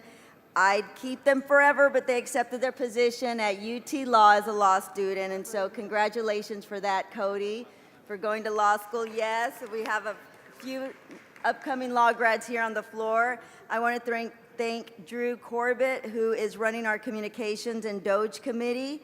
He is who I send to offices on the other side of the aisle because he looks like a Republican. Drew, wave to everybody, Drew. Kim Banda, who was here yesterday, she's our Malk Fellow, bringing sunshine, flowers, and good vibes to the office. Kim's from the Valley, but went to Pepperdine, so try not to California or Texas, Kim. Sierra Tyson, a Bastrop native who kept us on the cutting edge of criminal justice and recorded a podcast for me ahead of all of our committee meetings. So thank you so much, Sierra. And a special thanks to my army of interns, Molly, Allie, Shay, Brock, Allie, Bella, Julio, and last but not least, Fernando, who created the beautiful artwork for your floor report for the Progressive Caucus. And definitely want to thank my chief of staff, Max Gannon, who has been with me since last session but has taught me so much. Max, wave everybody. He has taught me so much for being such a young man. He has an old soul and probably one of the only men in my life who can control me. So thank you so much, Max. And everybody, my team is very special, as I know all of your teams are amazing, and I couldn't have gone through the session without you all. Good luck wherever life may take you, and I'm sure you're going to change the world for the better. Thank you so much, Mr. Speaker, members. Thank you.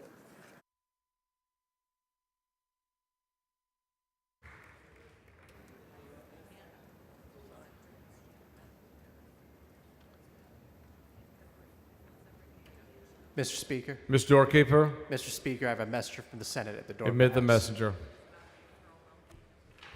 Thank you, Mr. Speaker. I am directed by the Senate to inform the House that the Senate has taken the following action. The Senate has passed the following measures. HB 11, Phelan, sponsor Middleton, relating to license reciprocity agreements entered into by the Texas Department of Licensing and Regulation. HB 210, Guillen, sponsor Adam Hinojosa, relating to contracting with a school district or open enrollment charter school by a vendor with whom a member of the Board of Trustees or governing body of the district or school or a related individual has certain business interests, creating a criminal offense. HB 303, Vasut, sponsor Hagenbuch.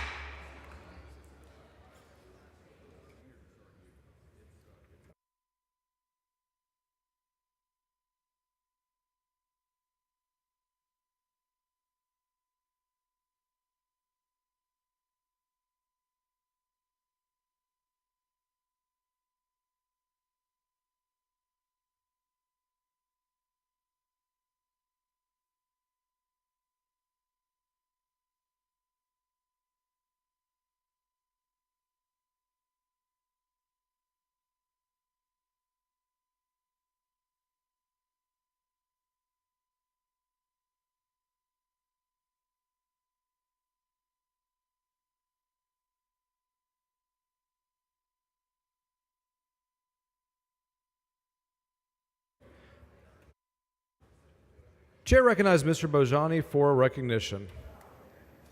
Thank you, Mr. Speaker. Members, I rise today to recognize Jewish Day at the Texas Capitol and in celebration of Jewish American Heritage Month, a time to honor the history, resilience, and contributions of the Jewish community here in Texas and across the nation.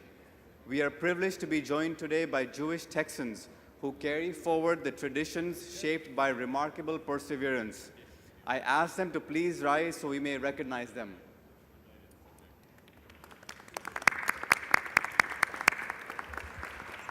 Sharing in Seder during Passover and joining for Rosh Hashanah services in synagogue across my district, I have witnessed a deep sense of community and collective memory, how tradition is kept alive not just through rituals, but through community. Time and time again, the community has shown what it means to stand firm in the face of adversity. Members, I want to offer a personal reflection. I know what it feels like to see your community face rising hate and misunderstanding, and I recognize that our Jewish neighbors have experienced the pain in unimaginable ways, which is why in a time when both anti-Semitism and Islamophobia are on the rise, we must have the courage to speak up, stand together, and turn our words into action to reject hate and build a Texas where every person feels safe and respected. Let today's celebration at the Capitol serve as a reminder that the strength of Texas lies in our diversity and in the courage of the communities that have turned struggle into strength. Please join me in warmly welcoming our guest in the Texas House of Representatives. Mr. Rosenthal. Thank you, Mr. Speaker, and welcome to your Texas Capitol. I want to extend the warm welcome to the Jewish community that's come here today.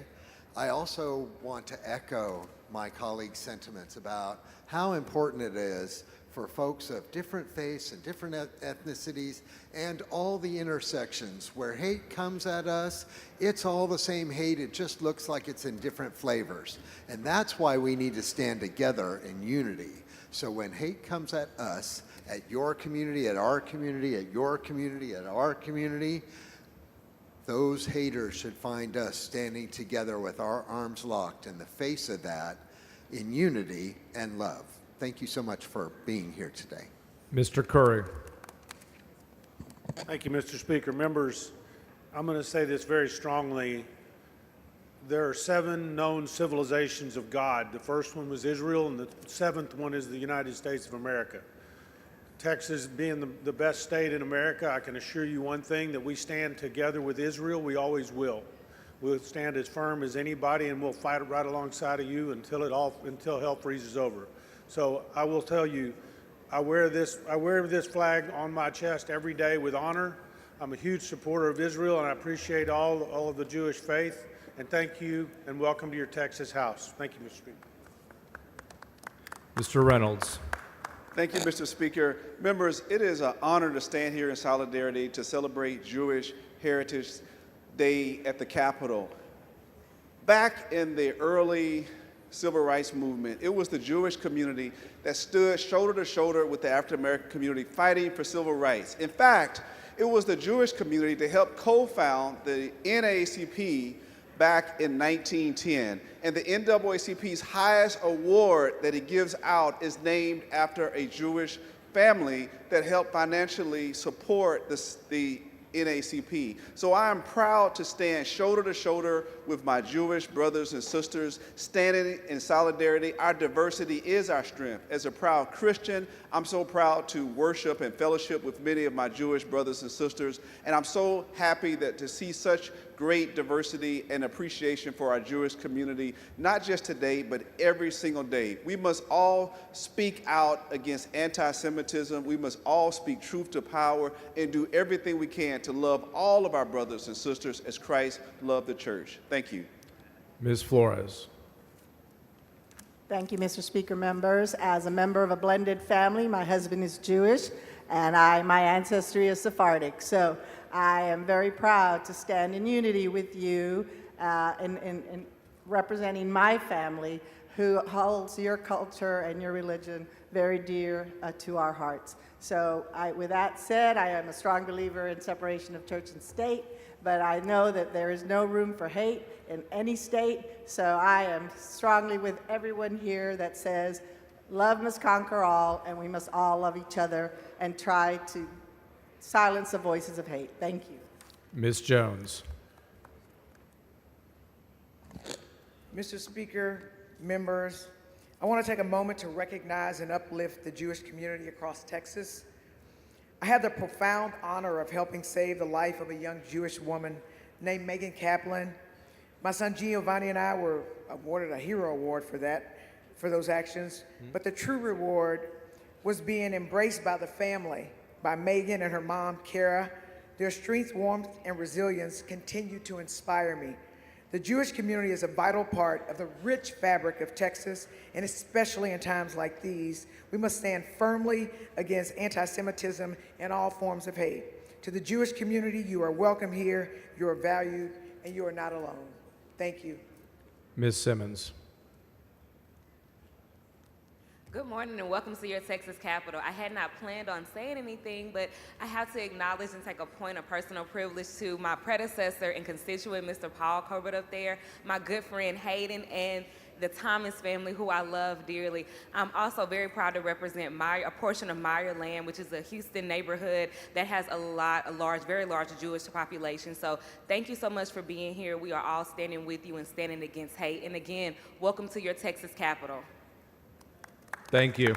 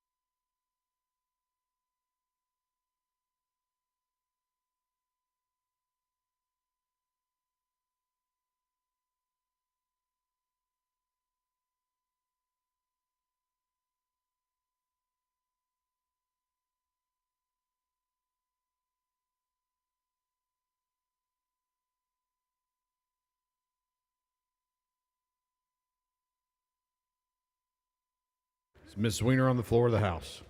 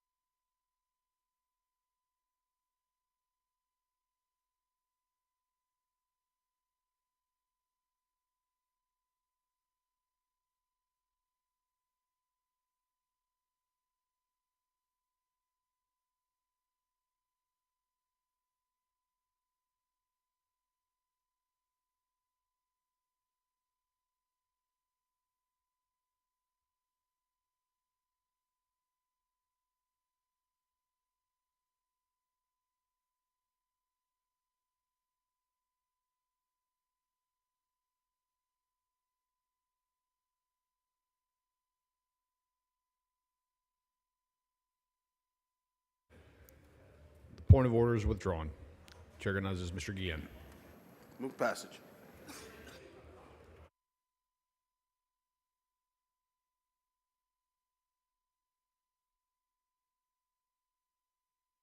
Please excuse Representatives Busey, Isaac, Morales Shaw, Shaheen, Toth, and Wilson to attend a meeting of the Committee on Elections on a motion of Mr. Myers. Their objection, chair hears none, so ordered.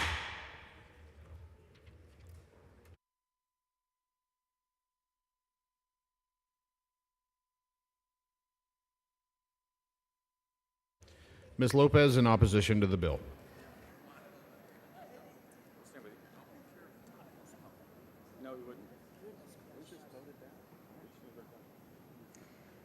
Members, I appreciate your efforts here on this House. I know that you all work very diligently to do what's best for your communities.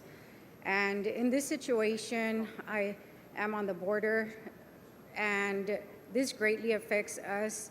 And the concern was that there seems to be no coordination with our law enforcement or our local entities, our cities, or the state reps as well.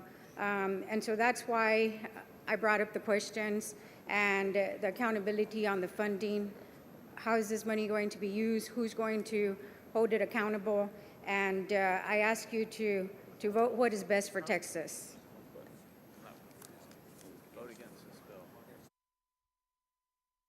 I am opposed to the bill. Does anyone else wish to speak on, for, or against House Bill 5520? Chair recognizes Mr. Kane in opposition. Yeah, members, thank you, Mr. Speaker, for recognizing me. Members, I hope you're listening to Representative Lopez, who's down there in the region, and recognizing that the way this bill was done was unfair and improper. I hope you were listening to some of those questions that apparently things that the author's not here to answer, but apparently not everybody's that fond of this. This bill was done wrong, and I'm hoping that you'll vote against it. Thank you.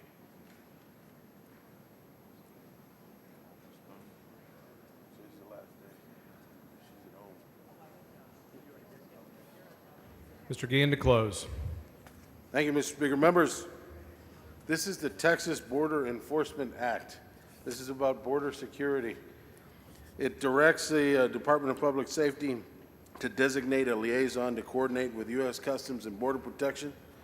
It establishes a border grant court program to deal with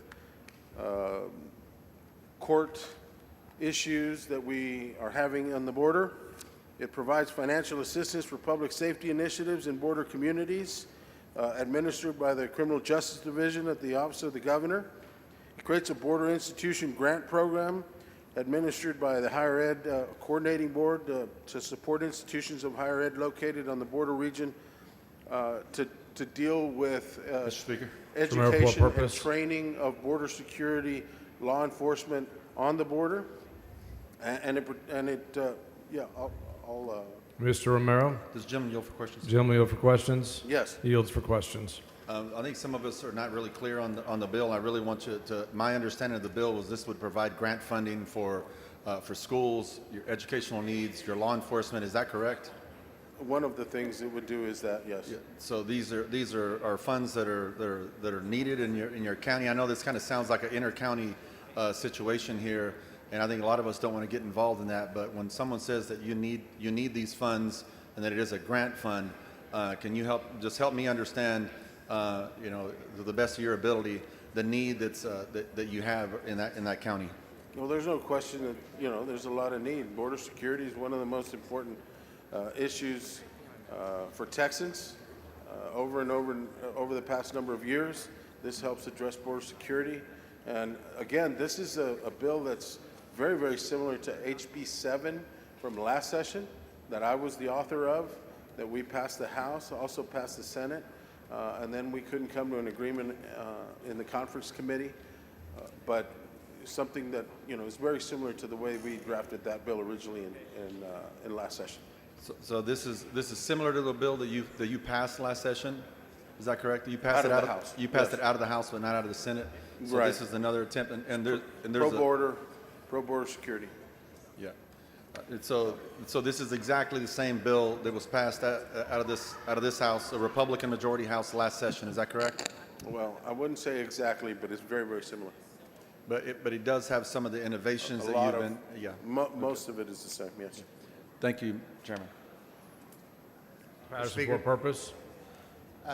Does the gentleman yield for questions? Gentleman yield for questions? Yes. Yields for questions. Okay, Mr. Guillen, thank you so much for stepping in here for Representative Gomez. And is this bill, it's called the Texas Border Enforcement Act? Is that what you're saying that it's called? The Border Enhancement Act. Border Enhancement Act. Okay, does this bill build a wall?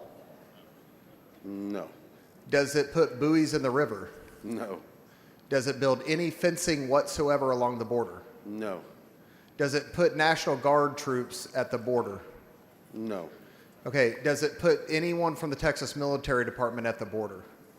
No, it just sets, it designates someone to coordinate with the federal law enforcement.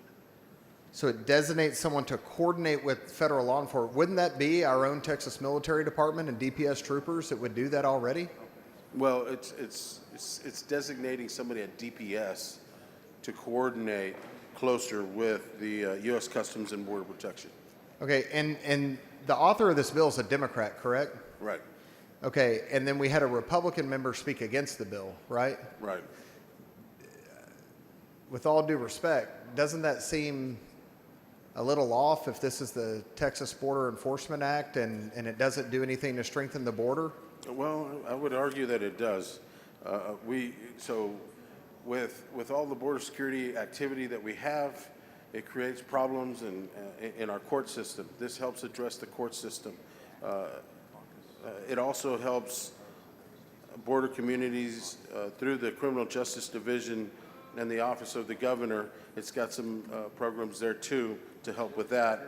It also, we have a shortage of law enforcement often, and that helps, this helps with making sure that we train folks to do border security on the border as well, among a few other things. Okay. Do you know if the Texas Conservative Coalition was in favor of this bill, TCC? Were they in favor or opposed? Do you know? I'm not advised. Okay, I think that they were opposed. The Texas House Republican Caucus, do you know if they were for this bill or opposed to this bill? I'm not advised. Okay, I think they were opposed to this bill. Okay, thank you, sir.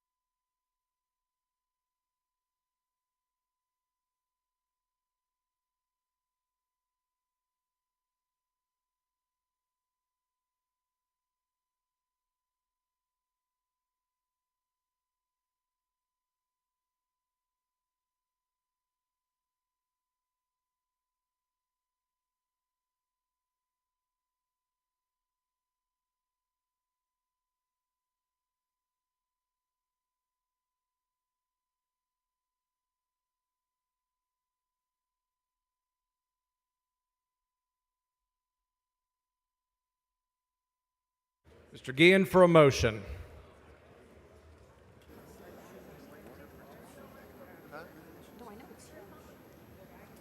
Thank you, Mr. Speaker. I move to postpone further consideration of House Bill 5520 until 2 p.m. today. Members, you've heard the motion. Is there objection? Chair hears none. So ordered. Mr. Bell of Montgomery for a motion.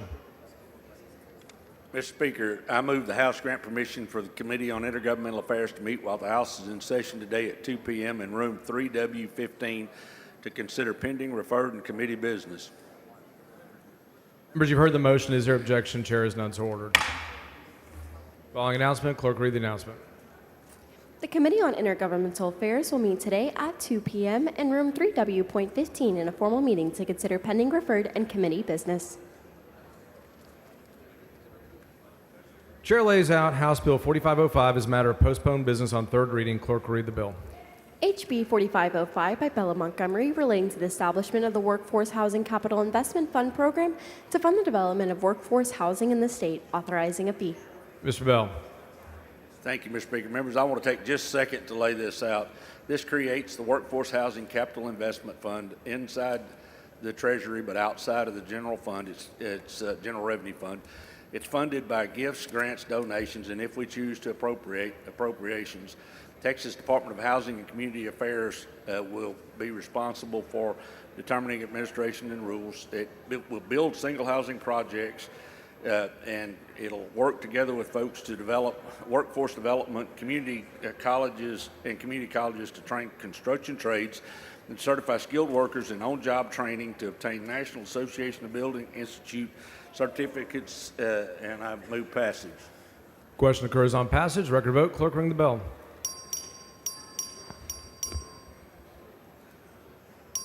Mr. Leach voting aye.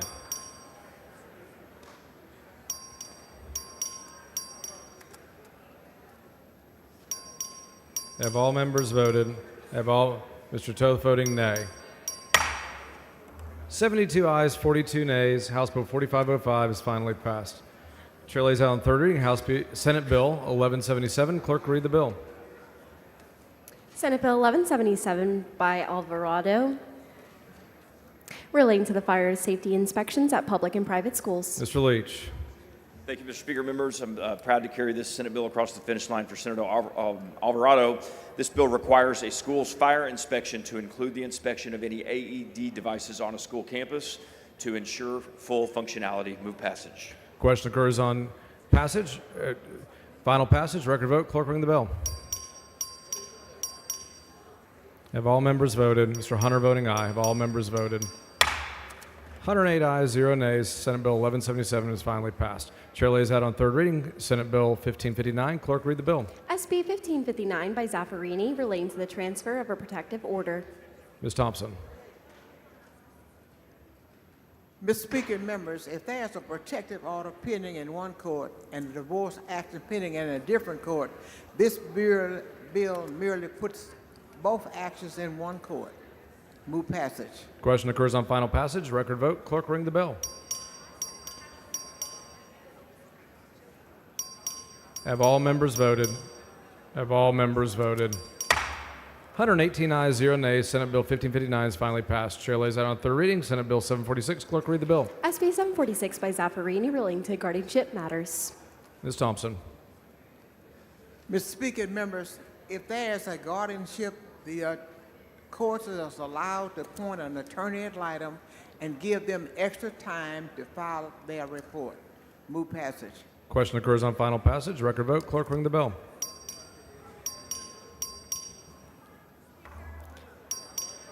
Ms. Bowers voting aye. Have all members voted? Have all members voted? 122 ayes, 0 nays. Senate Bill 746 finally passed. Chair lays out on third reading Senate Bill 434. Clerk read the bill. SB 434 by Miles relating the authority of the Harris County Hospital District to employ and commission peace officers. Ms. Jones. Mr. Speaker, members, this is a local bill that the Harris County Hospital District asked me to carry because of ongoing workplace violence. It's meant to help keep their employees and patients safe. This bill allows Harris Health to commission peace officers like every other major hospital system in Texas TCC supports this bill. Let's keep our healthcare workers and patients they serve safe. And this is the only bill so far that Sheriff Louderback has supported me on. I move passage. Question occurs on final passage. Record vote. Clerk, ring the bell. Have all members voted? Ms. Jones voting aye. Ms. Garcia Hernandez voting aye. Have all members voted? 99 ayes, 23 nays. Senate Bill 434 is finally passed. Please excuse Mr. Jones of Dallas because of important business in the district. On motion of Ms. Garcia of Bear, please excuse Representative Lowe to attend a meeting of the Committee of Intergovernmental Affairs on motion of Mr. Alcott. Is there objection? Chair is none, so ordered. Chair lays out on third reading Senate Bill 1383. Clerk, read the bill. SB 1383 by Middleton relating to the regulation of referral agencies for senior living communities. Mr. King. Thank you, Mr. Speaker. Senate Bill 1383 sets rules for agencies that help families find senior living options. Move passage. Question occurs on final passage. Record vote. Clerk, ring the bell. Mr. King voting aye. Ms. Garcia Hernandez voting aye. Have all members voted? Have all members voted?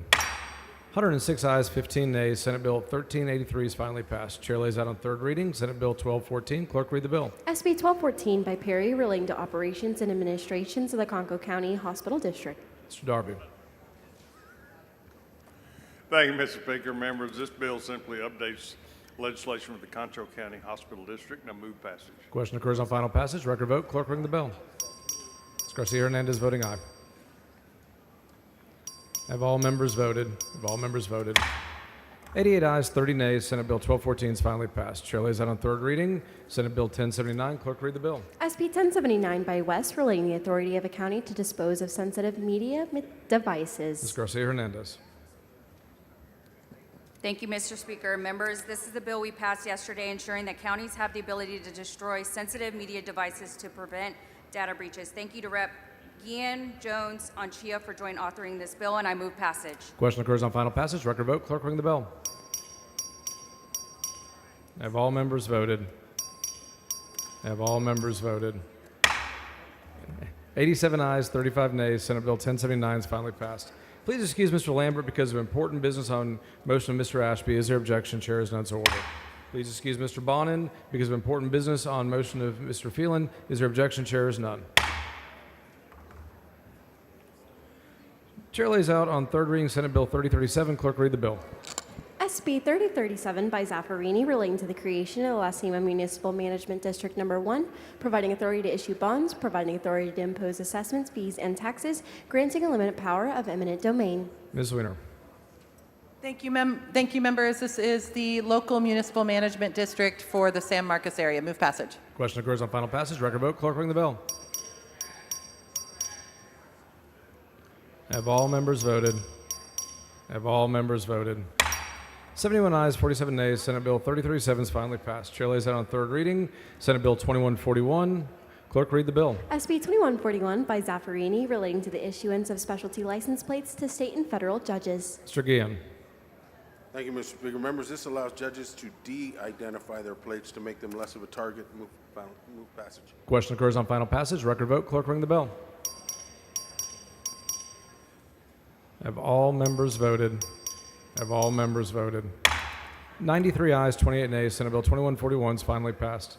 Chair lays out on third reading Senate Bill 2185. Clerk, read the bill. SB 2185 by Hinojosa relating to the bilingual education allotment under the public school finance system. Dr. Buckley for a motion. Mr. Speaker, I move to postpone further consideration Senate Bill 2185 until 10 a.m. Monday, May 19th. Members, you've heard the motion. Is there objection? Chair hears none, so ordered.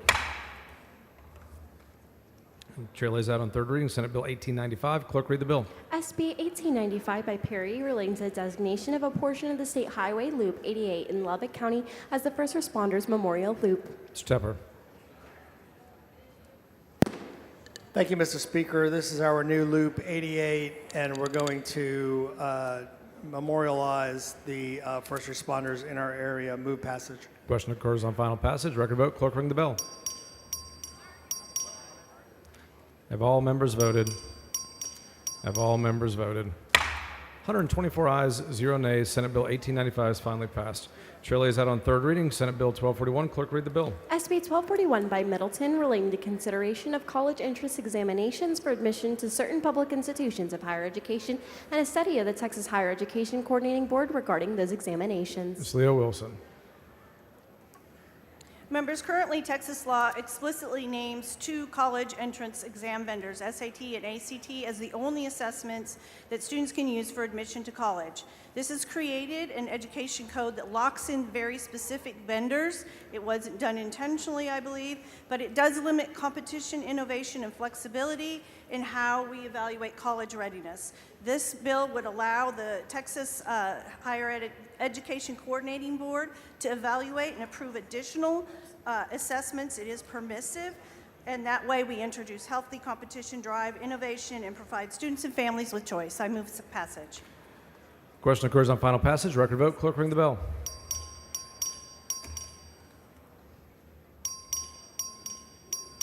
Have all members voted? Have all members voted? 77 ayes, 44 nays. Senate Bill 1241 is finally passed. Chair lays out on third reading Senate Bill 901. Clerk, read the bill. SB 901 by Cole Course relating declaration of a candidate's ineligibility on the basis of filing an application for a place on the general primary election ballot or for nomination by convention with more than one political party. Mr. Wilson. Thank you, Mr. Speaker. Members. Prohibits candidates running for multiple political parties in the same election year. Move passage. Question occurs on final passage. Record vote. Clerk, ring the bell. Have all members voted? Have all members voted? 119 ayes, 2 nays. Senate Bill 901 is finally passed. Chair lays out Senate Bill 1883 as a matter of postponed business on third reading. Clerk will read the bill. SB 1883 by Betancourt relating to the approval of land use assumptions, capital improvement plans, and impact fees. Dr. Buckley. Thank you, Mr. Speaker. Members, Senate Bill 1883 simply provides transparency and predictability of impact fees. I believe we have a third reading amendment. Following amendment, clerk will read the amendment.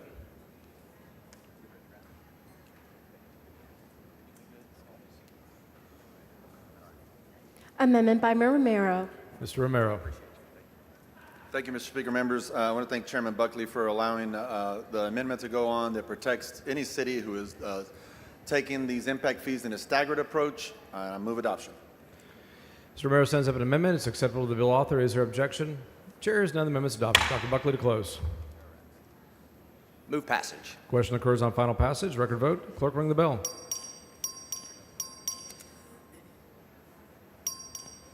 Have all members voted? Have all members voted? 87 ayes, 32 nays. Senate Bill 1883 is finally passed.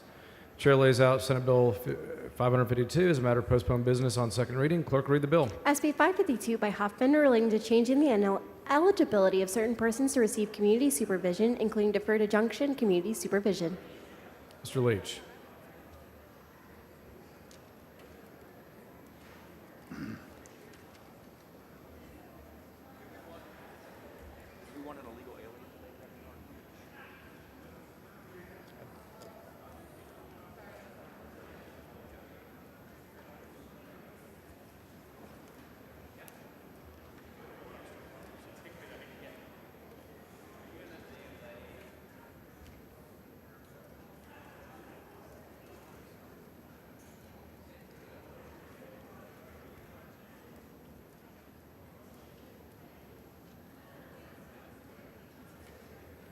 Mr. Leach for a motion. Thank you, Mr. Speaker. Members, I move to postpone further consideration of Senate Bill 552 until 10 a.m. Monday, May 19th. Members, you've heard the motion. Is there objection? Chair is none, so ordered. Mr. Moody, for what purpose? Chair lays out House Bill 1249 as a matter of postponed business on third reading. Clerk will read the bill. HB 1249 by Zwiener relating to authorizing the use of a writing portfolio assessment to assess writing performance for public school students. Ms. Wiener. Thank you, Mr. Speaker. Members, in the 84th legislative session, Representative Van Dever passed a pilot program to allow school districts to assess our students' writing through portfolios instead of a standardized test. HB 1249 builds on his work to make sure that our school districts, who, by the way, loved this program, And I really appreciate all of y'all visiting with me about your districts that participate in the pilot. It allows our school districts to choose to use this writing portfolio assessment instead of a standardized assessment. I really want to thank the various members who have worked with me on this bill throughout the sessions, including former Rep. Matt Krause, Representative Jared Patterson, Representative Brad Buckley, Representative Will Metcalf, and of course, Representative Van Dever, and Representative Ken King. Members, I ask for your favorable consideration on this bill. Mr. Speaker, Mr. Moody, for what purpose? was gentlelady yield for a question? Gentlelady for questions? I will. She yields for questions. Mrs. Weiner, in a past legislative session, we authorized the founding of the Derek Zoolander Center for Kids Who Can't Read Good. And I'd like to know how House Bill 1249 interacts with that institution. Yeah, that was some very important legislation, but we've decided to build on the Derek Zoolander Institute for Kids Who Don't Read Good with the Aaron Zwiener and Gary Van Dever Institute for Students Who Write Well. Fantastic bill, thank you. I move passage. Question occurs on final passage. Record vote. Clerk ring the bell. Have all members voted? Have all members voted? Mr. Van Dever voting aye. Have all members voted? 103 ayes and 21 nays. House Bill 1249 is finally passed.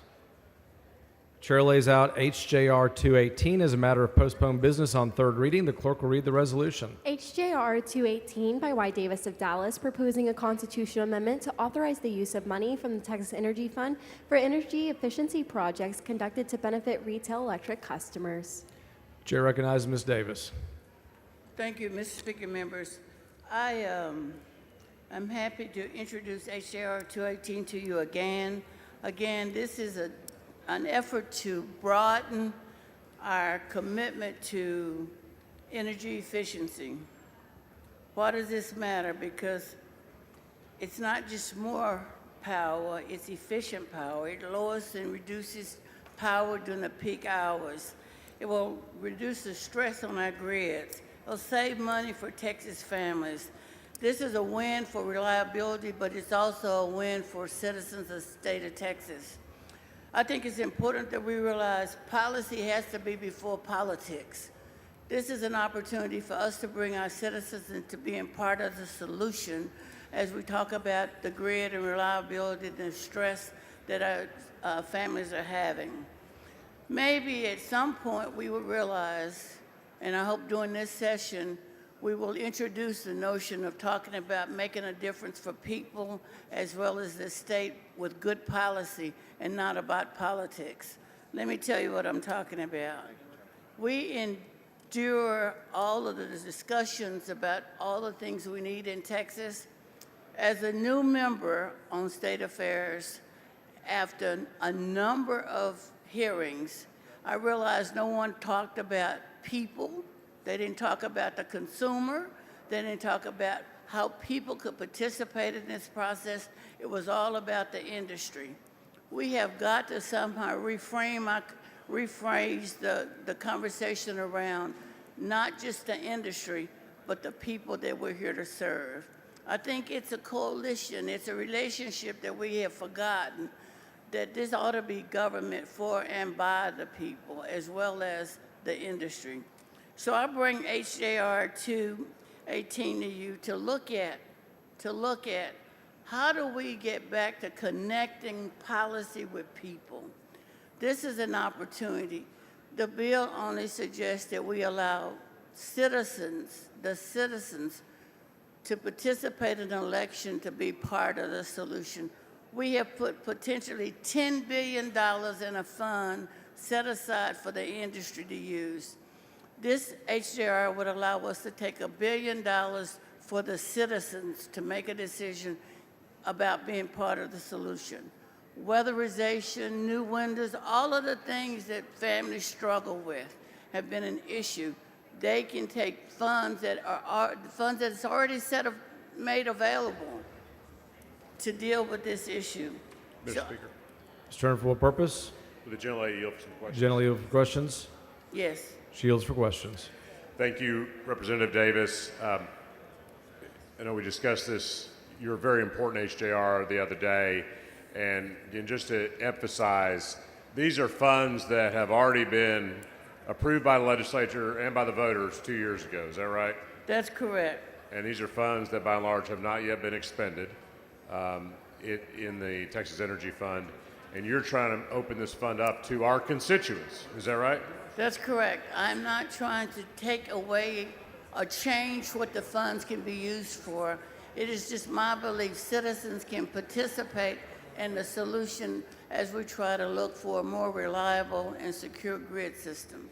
That's right. And your HJR will leave the ability for the fund to help fund new generation projects in Texas, but also allow our constituents to receive funds to help modernize, weatherize their homes or make their homes more energy efficient and save them money and save electricity at the same time to help make our grid more reliable. Is that right? That's correct.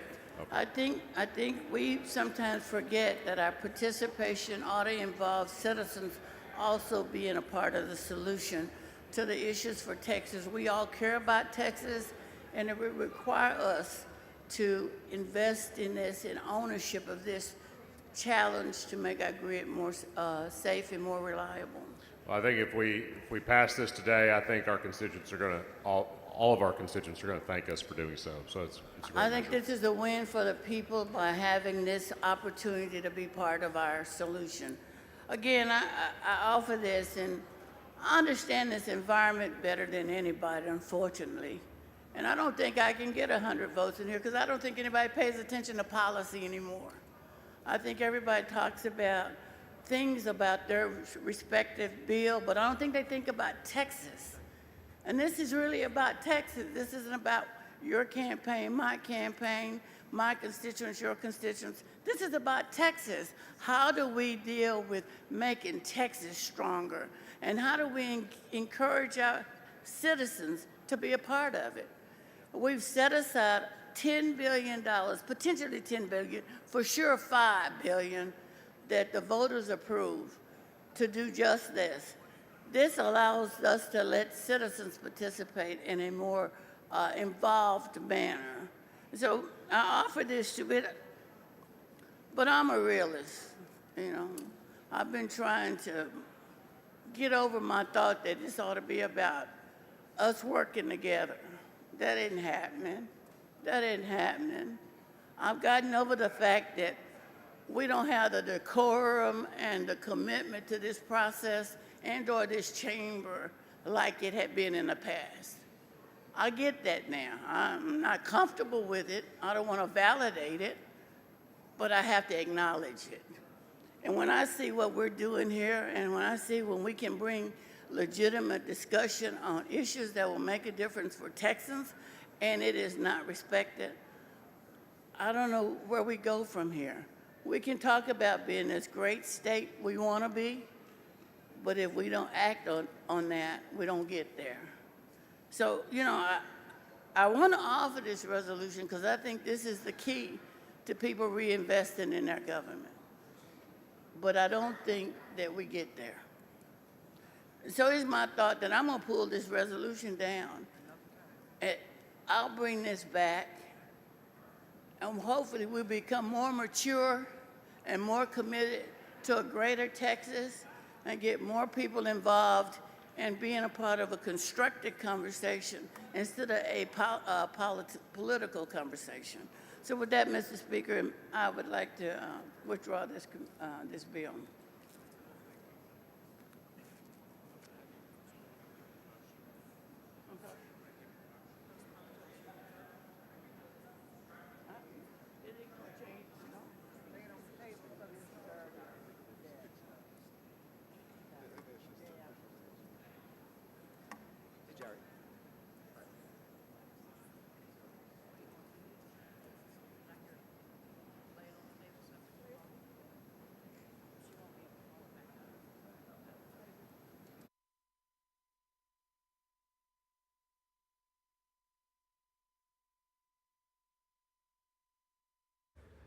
Ms. Davis moves to lay HJR 218 on the table subject to call. Is there objection? Yes. All right. Do I we have would- objection? So, she was going to lay it to rest or whatever? She has made a motion to lay the bill on the table subject to call. May I just, Ms. Goodwin, for what purpose? may I make a comment? I'm not sure. Parliamentary Ms. inquiry? State your inquiry. Is there a way for me to make a request of Representative Davis to not lay it? It's not a proper parliamentary inquiry. Ms. Goodwin, for what purpose? Parliamentary inquiry? State your inquiry. If we want to go ahead and take a vote on this, is there a way to, would we just have to vote against the motion?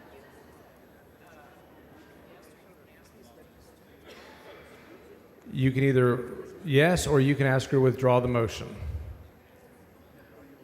Well, I would ask that she withdraw the motion because I think this is such an important issue. This is something that I think that we should show the people of Texas where our representation stands.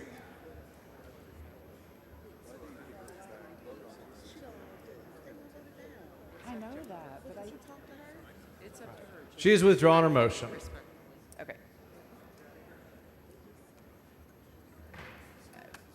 Ms. Goodwin, for what purpose? Um, The motion's been withdrawn. Chair recognizes Ms. Davis. will the gentle lady yield for a question? Yes. Gentlelady yield for questions. She yields for questions. Very respectfully, I ask you to let us take a vote on this. I understand. Ms. Goodwin, the bill is in front of us. The motion at table has been withdrawn. She's proceeding. Right. So your questions to her would be on the bill itself. Okay. Getting a lot of advice back here. All right. If I could speak in favor of the bill. You can't do that from the back mic, Ms. Goodwin. I will come up there. I just wanted you to wait. Mr. Reynolds, for what purpose? Mr. Speaker, I move to reduce in writing the conversations on HJR 218 and place in the journal. Members, you've heard the motion. Any objection? Chair is none so ordered. Mr. Ms. Jones, for what purpose? Will the gentlelady yield for some questions? She yield for questions. Yes. Rep Davis, question. So, to make sure that everyone here understands what this is, there's currently $10 billion already appropriated for what?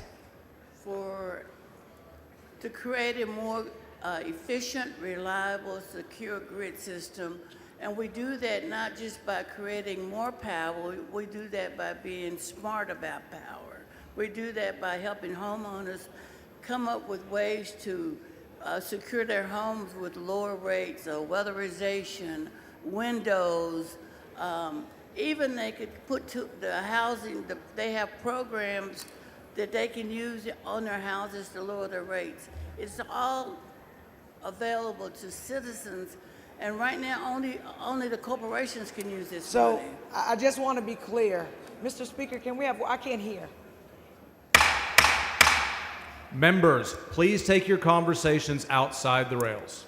Rep Davis, correct me if I'm wrong, because I just want to make sure that I'm voting on the right thing. Right now, there's already $10 billion appropriated for the state of Texas to try to figure out how to make the grid more reliable. Is that a true statement? That's a true statement. And the majority of that $10 billion, as it is right now, goes to corporations to figure out how to make the grid system more reliable. Is that accurate? What happens is the PUC has developed a program. We've got money set aside that companies can get grants and loans to provide more power, build new generators and transmission systems. But the citizens, this is our opportunity to allow our citizens to utilize those funds to do what they can do for energy efficiency and reliability. And that's the goal of this, was to allow citizens to have access to the resources that we thought would be helpful and available for industry to use, but also for citizens to use. So what you're saying is this: of the $10 billion that is already appropriated for companies to try to figure out how to create a more reliable grid, you're simply asking us to take $1 billion of that $10 billion to allow citizens to figure out how to make their homes more reliable so that they don't drain as much from the grid. Is that accurate? That is correct. Thank you so much. Speaking for what purpose? Will the gentlelady yield for a few questions? Generally yield for questions. Yes. She yields I for yield. questions. Rep. Davis, I know I was a staffer then, but I'm going to ask, can you remind this body what happened in the last winter storm we had in 21, why we wanted to really boost up the system? I will tell you that what we've seen is things are changing, and people lost their homes. They didn't have utilities. They didn't have power. The gamut. We lost lives during this time. We're better than that. Texas can do better. And to not look at all avenues to make a difference, including involving citizens so that they could do things at their home and be part of the change to protect Texas, that's all we're talking about. Is wasn't how this do we something that do people that asked about? without involving the citizens that we're here to protect and the state we want to improve? If you leave that component out, you just got industry doing it. We believe, as Texans, that we ought to be part of the solution. This will afford an election to be held so that residents in their respective communities can look at ways to do this. I don't know how we think we're governing when we leave people behind. It's part of, they're part of the solution. It takes us all working together. And I think when we talk about an HJR that would need 100 votes, quite frankly, I don't think people are committed to that. I think they're waiting for people. I don't think this body is committed to that. Let me say that. That's probably more accurate. I don't think the body understands the value of involving the community, the outside communities, in solutions for the state of Texas. And that's my challenge, is to say to folks, if we don't do anything, we ought to make sure we take people with us as we grow and build Texas. I appreciate that, and I appreciate this HJR because I know we all got phone calls after that storm. It affected us from north, south, from the center, all over Texas. And people were asking for exactly what you're offering right here on this body when people lost loved ones and they didn't know if they were going to have food and people didn't have a place to stay. And we promised them we were going to fix our grid. I commend you for trying to do what the voters had asked us, what Texans have asked us to do. I appreciate you. Hayes, for what purpose? Will the gentlelady yield? Yield for questions? I do. Yes. She yields for questions. Thank you, Mr. Chairman, and thank you, Representative. As I understand from reading your joint resolution, the current Constitution already has a provision that there will be loans and grants. And it says in the Constitution, necessary to ensure the reliability or adequacy of an electric power grid in this state. Am I reading that correctly? That's correct, but it doesn't allow the citizens to use those funds. The constitutional amendment that was passed is for corporations to use those funds. It did not give authorization for citizens to use it. And my HJR just allows for citizens to also access those funds so that they can do what they can do at their respective locations and homes to assist in achieving this goal.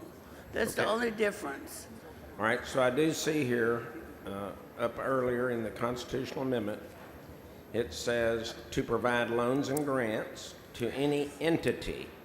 And that's the point you're making. This has to go to an entity, not to individuals. Not individuals, that's the difference. Okay.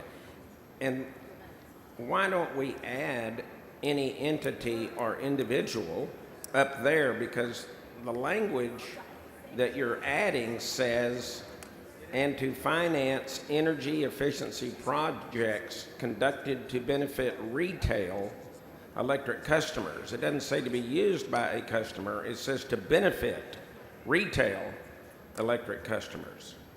So I'm wondering if the language accomplishes the objective that you're seeking to undertake.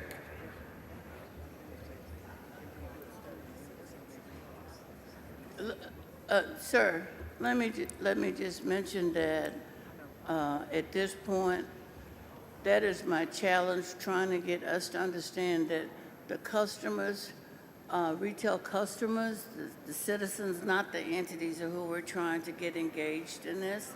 And I don't get to just change that constitution. I mean, that's already passed for the companies. So we're just trying to make sure that we can do it for the residents and the retail customers who are going to be the beneficiary of these grants and loans by having a more secure system. Again, I get that everybody is comfortable with doing it one way. I just happen to believe that bringing citizens into the formula is essential and beneficial. Gentlelady's time has expired. Thank you. Mr. Speaker. Ms. Goodwin in favor.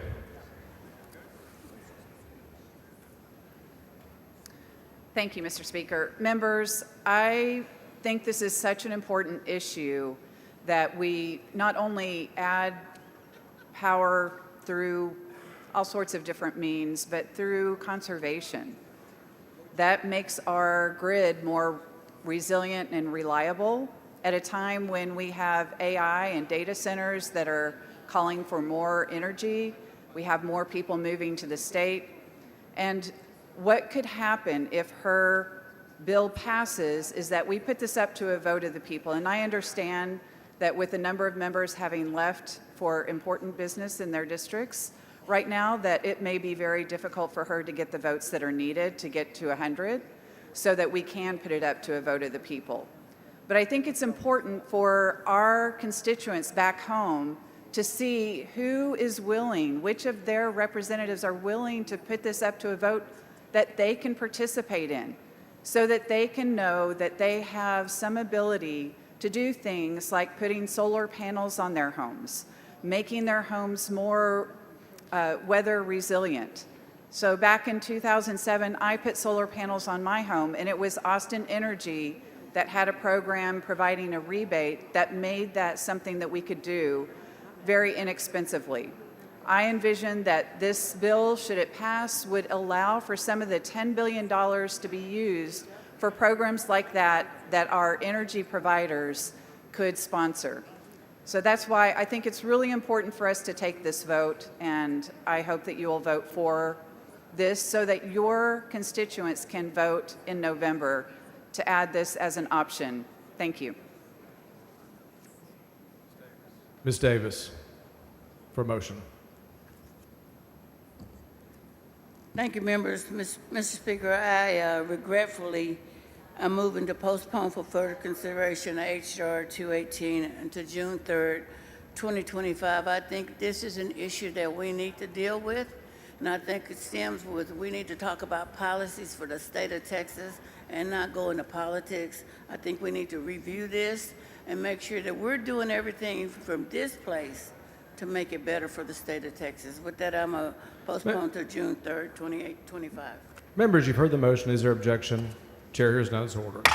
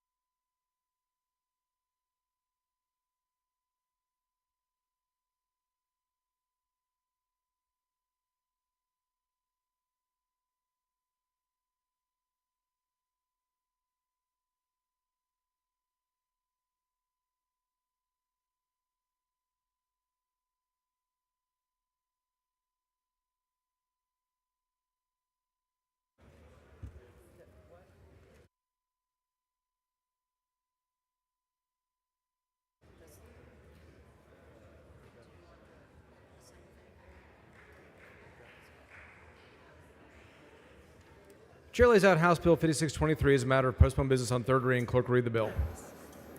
HB 5623 by Y. Davis of Dallas relating to the provisions of loans and grants from the Texas Energy Fund for certain energy efficiency projects. Ms. Davis for a motion. Thank you, Mr. Speaker and members. HB 5623 was enabling legislation for the HJR. Without the HJR, we don't need the enabling legislation. I would move to postpone further consideration of HB 5623 until June 3rd, 2025. Members, you've heard the motion. Is there objection? Chair is none so ordered. Chair recognizes Ms. Button for a recognition.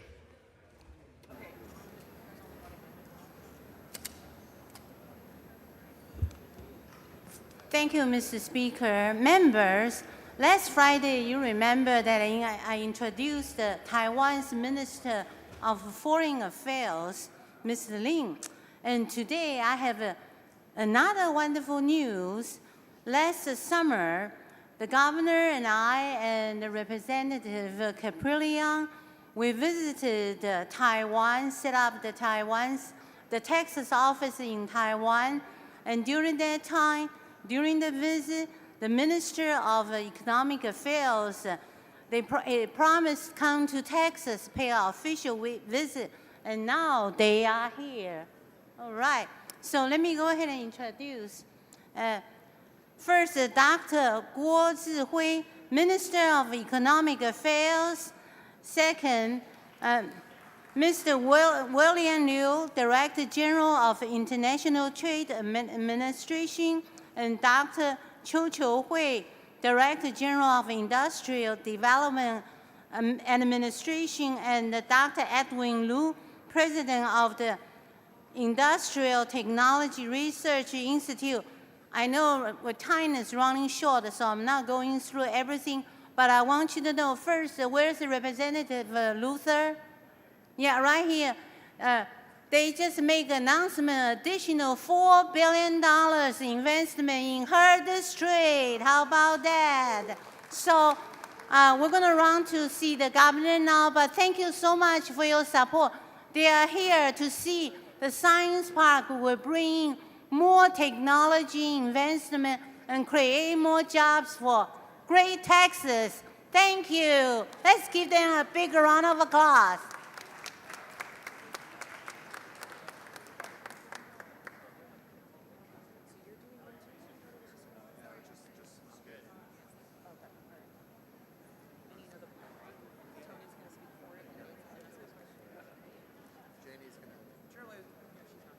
Chair lays out House Bill 5520 as a matter of postponed business on third reading. Clerk will read the bill. HB 5520 by Gomez relating to border protection, economic development services, programs, and other measures, including establishing an education center and program. Mr. Guillen. Thank you, Mr. Speaker. Members, this is Representative Gomez's bill. It's the Border Enhancement Act. It's a good border bill, which, much like HB 7 of last session, as I mentioned earlier, HB 7 died in conference committee, but it has many of the same programs. There is an amendment. Following amendment, clerk will read the amendment. Amendment by Patterson. Mr. Patterson. Thank you, Mr. Speaker. Members, Texas has been a leader in border security. In fact, we've done more than any state in the history of the United States to secure the Texas border. This bill is a good bill, and it's going to be better after this amendment, which simply just strikes some language that we felt like was unnecessary. Mr. Chasline, for what purpose? Will the gentleman yield for some questions? Gentlemen yield for questions. Be happy to yield for questions. Representative Patterson, is it your understanding that many grassroots border organizations were against this bill, but with this amendment, they now support this bill? Yes, sir. That's my understanding. I can't wait to vote for this bill, and I hope my colleagues will join me in doing the same. Thank you. Move adoption. Mr. Speaker. Purpose? Would the gentleman yield for questions? Gentleman yield for questions? I will. He yields for questions. Thank you, Representative Patterson. So I'm refreshing, and the amendment is not coming up right now. Can you walk through what your amendment does? I sure can. Yes, sir. If you look at the bill on page 1, line 23, which is the second to last line on page 1, we strike everything after the words securing the Texas-Mexico border. The rest of line 23 24, and then on page 2, lines 1 and 2. So we strike that part. And we strike out some of the grants to some of the higher education, like colleges. And then we also strike in section 2.01 of the bill, quote, that are evidence-based and balanced the following priorities of enhancing the security of the state, providing humanitarian assistance, and ensuring robust trade across the Texas-Mexico border. We believe this is a good bill that can help coordinate communities along the border. And with this amendment, we believe that it is a stronger bill that can help do those things. Okay, let me ask you this, Representative Patterson. Seems like you're striking a lot of the bill. What is left in the bill with your amendment? Well, there's a lot of coordination between different communities along the border. Representative Lopez now is in support of this bill with this amendment, and I think that I've spoken with other members here on the floor that are along the border that will also be in support of this bill. Okay, so have you spoken with Representative Gomez about your amendment? I have via courier of Ms. Gonzalez, and she is in support of this amendment. She is? Yes, sir. Okay. And Representative Gonzalez is somewhere here, if you'd like to ask her yourself. Okay. All right, thank you. Go back there. Go back there. Move adoption. Mr. Patterson sends an amendment. It's acceptable to the author. Is there objection? Chair hears none. The amendment's adopted. Mr. Guillen, Mr. Tinderholt on the bill. Thank you, Mr. Speaker. Members, I want the folks in this room to know that all of the grassroots border folks agreed to 100% of the changes. I will be voting yes on this bill. Mr. Guillen. Move final passage. Question occurs on final passage. Record vote. Clerk, ring the bell. Schatzline voting aye. Lopez voting aye. Mr. Bumgarner voting aye. Have all members voted? Mr. King voting aye. Mr. Rosenthal voting aye. Have all members voted? Mr. Al-Shaw voting aye. Have all members voted? 123 ayes, 2 nays. House Bill 5520 is finally passed.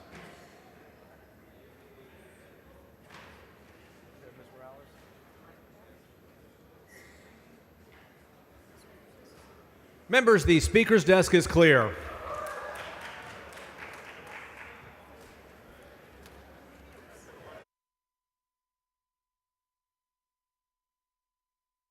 Ms. Sweener for an announcement.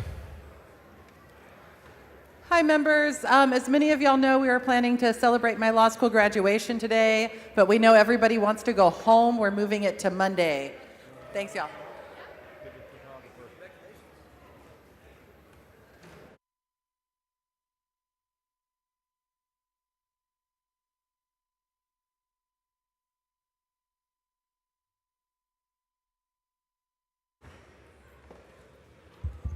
Mr. Guillen moves that the House adjourn pending the reading and referral of bills until 10 a.m. Monday. Is there objection? Chair hears none. The House stands adjourned pending the reading and referral of bills. Good job. You are the most popular man in this building. The following bills and referral on first reading. The following bills and resolutions on first reading referral. The clerk will read the bills and resolutions. ATR 148 by Phelan designating the British City as the official corn dog capital of Texas for the 10-year period ending in 2035, referred to the Committee on Culture, Recreation, and Tourism. HTR 149 by Brian Gardner relaying the Governor of the State of Texas the posthumously awarded Texas Legislative Medal of Honor to the U.S. Navy SEAL Nathan Gage Ingram of Roanoke, referred to the Committee on Homeland Security, Public Safety, and Veterans Affairs. HTR 151 by Hinojosa designating October 5th as Teachers' Day as a 10-year period ending in 2035, referred to the Committee on Public Education. HR 1134 by Guerin designating the grandchildren of the House members as honorary mascots, referred to the Committee on House Administration. HR 1135 by Guerin electing children of the House members to the honorary office of mascot, referred to the Committee on House Administration. SB 644 by Johnson relating to designating the second Saturday in October as a hospice and palliative care day, referred to the Committee on Public Health. SB 1073 by Hughes relating discriminating against or burdening against constitutional rights of an applicant for holder of a license to practice law in the state, referred to the Committee on Judiciary and Civil Jurisprudence. SB 1230 by Hughes relating designation of a farm to Market Road 10 in Panola County and as the Deputy Sheriff's Chris Dickerson's Memorial County for the Committee on Transportation. SB 85 by Eckhart relating the protection of bats, for the Committee on Culture, Recreation, and Tourism. SB 1310 by Cook relating the senior retirement communities, for the Committee on Human Services. SB 1359 by Parker relating the creation, powers, duties, and financing of the Wise Regional County Water District, granting a power of eminent domain, providing authority to issue bonds, providing authority to impose assessments. Refer to the Committee on Natural Resources. SB 1361 by Alvarado relating disaster recovery loan program for the small and micro businesses, for the Committee on Trade, Workforce, and Economic Development. SB 1778 by Miles relating the use of telemedicine services in the juvenile justice system, for the Committee on Criminal Jurisprudence.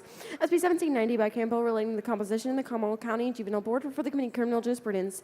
SB 2043 by Hughes relating to prohibited retaliation against a physician or healthcare provider for reporting of certain violations or certain actions with respect to the divisions of healthcare services, providing a civil remedy, for the Committee on Public Health.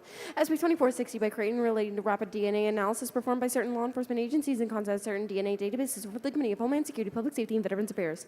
SB 2518 by Hughes relating designation of the portion of the State Highway 64 in Smith County as the Fire Marshal Jimmy Seaton Memorial Highway, for the Committee on Transportation. SB 2532 by Middleton relating the calculation of voter approval rate for certain municipalities that receive municipal hotel occupancy tax revenue and other money from the local park board of trustees, or for the Committee of Ways and Means. SB 2619 by Creighton relating to certain accountability related policy procedures related to public schools, the availability of information regarding public trustees for the school district, the governing board, and the open enrollment charter schools, and the approval of the Texas Education Agency training provided to a member of the board of trustees for the school district, for the Committee of Public Education.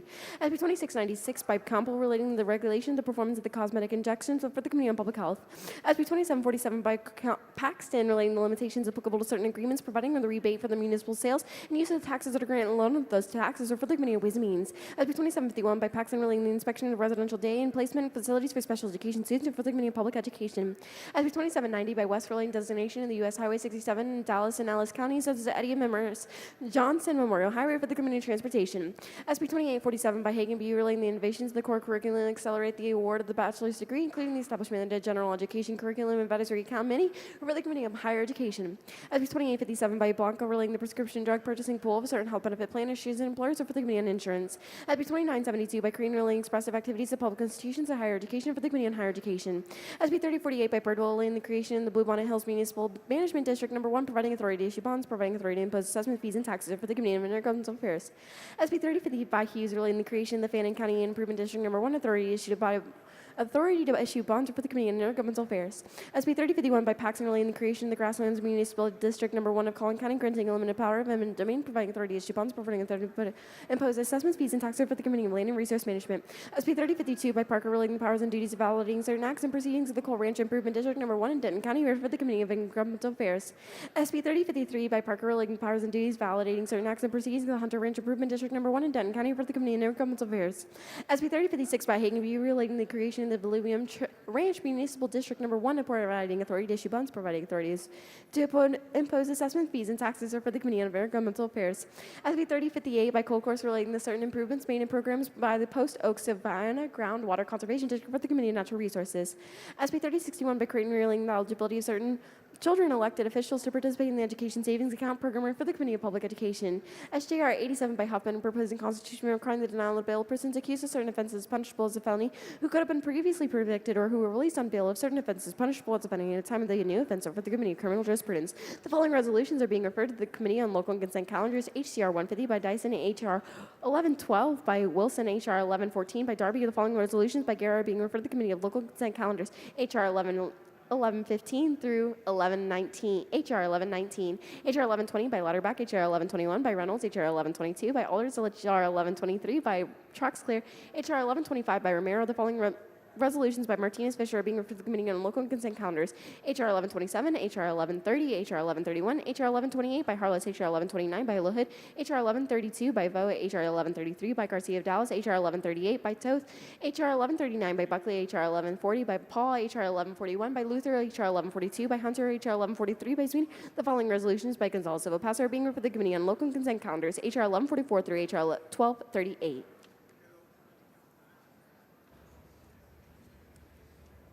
Pursuant to a motion previously adopted, the House stands adjourned until 10 a.m. Monday.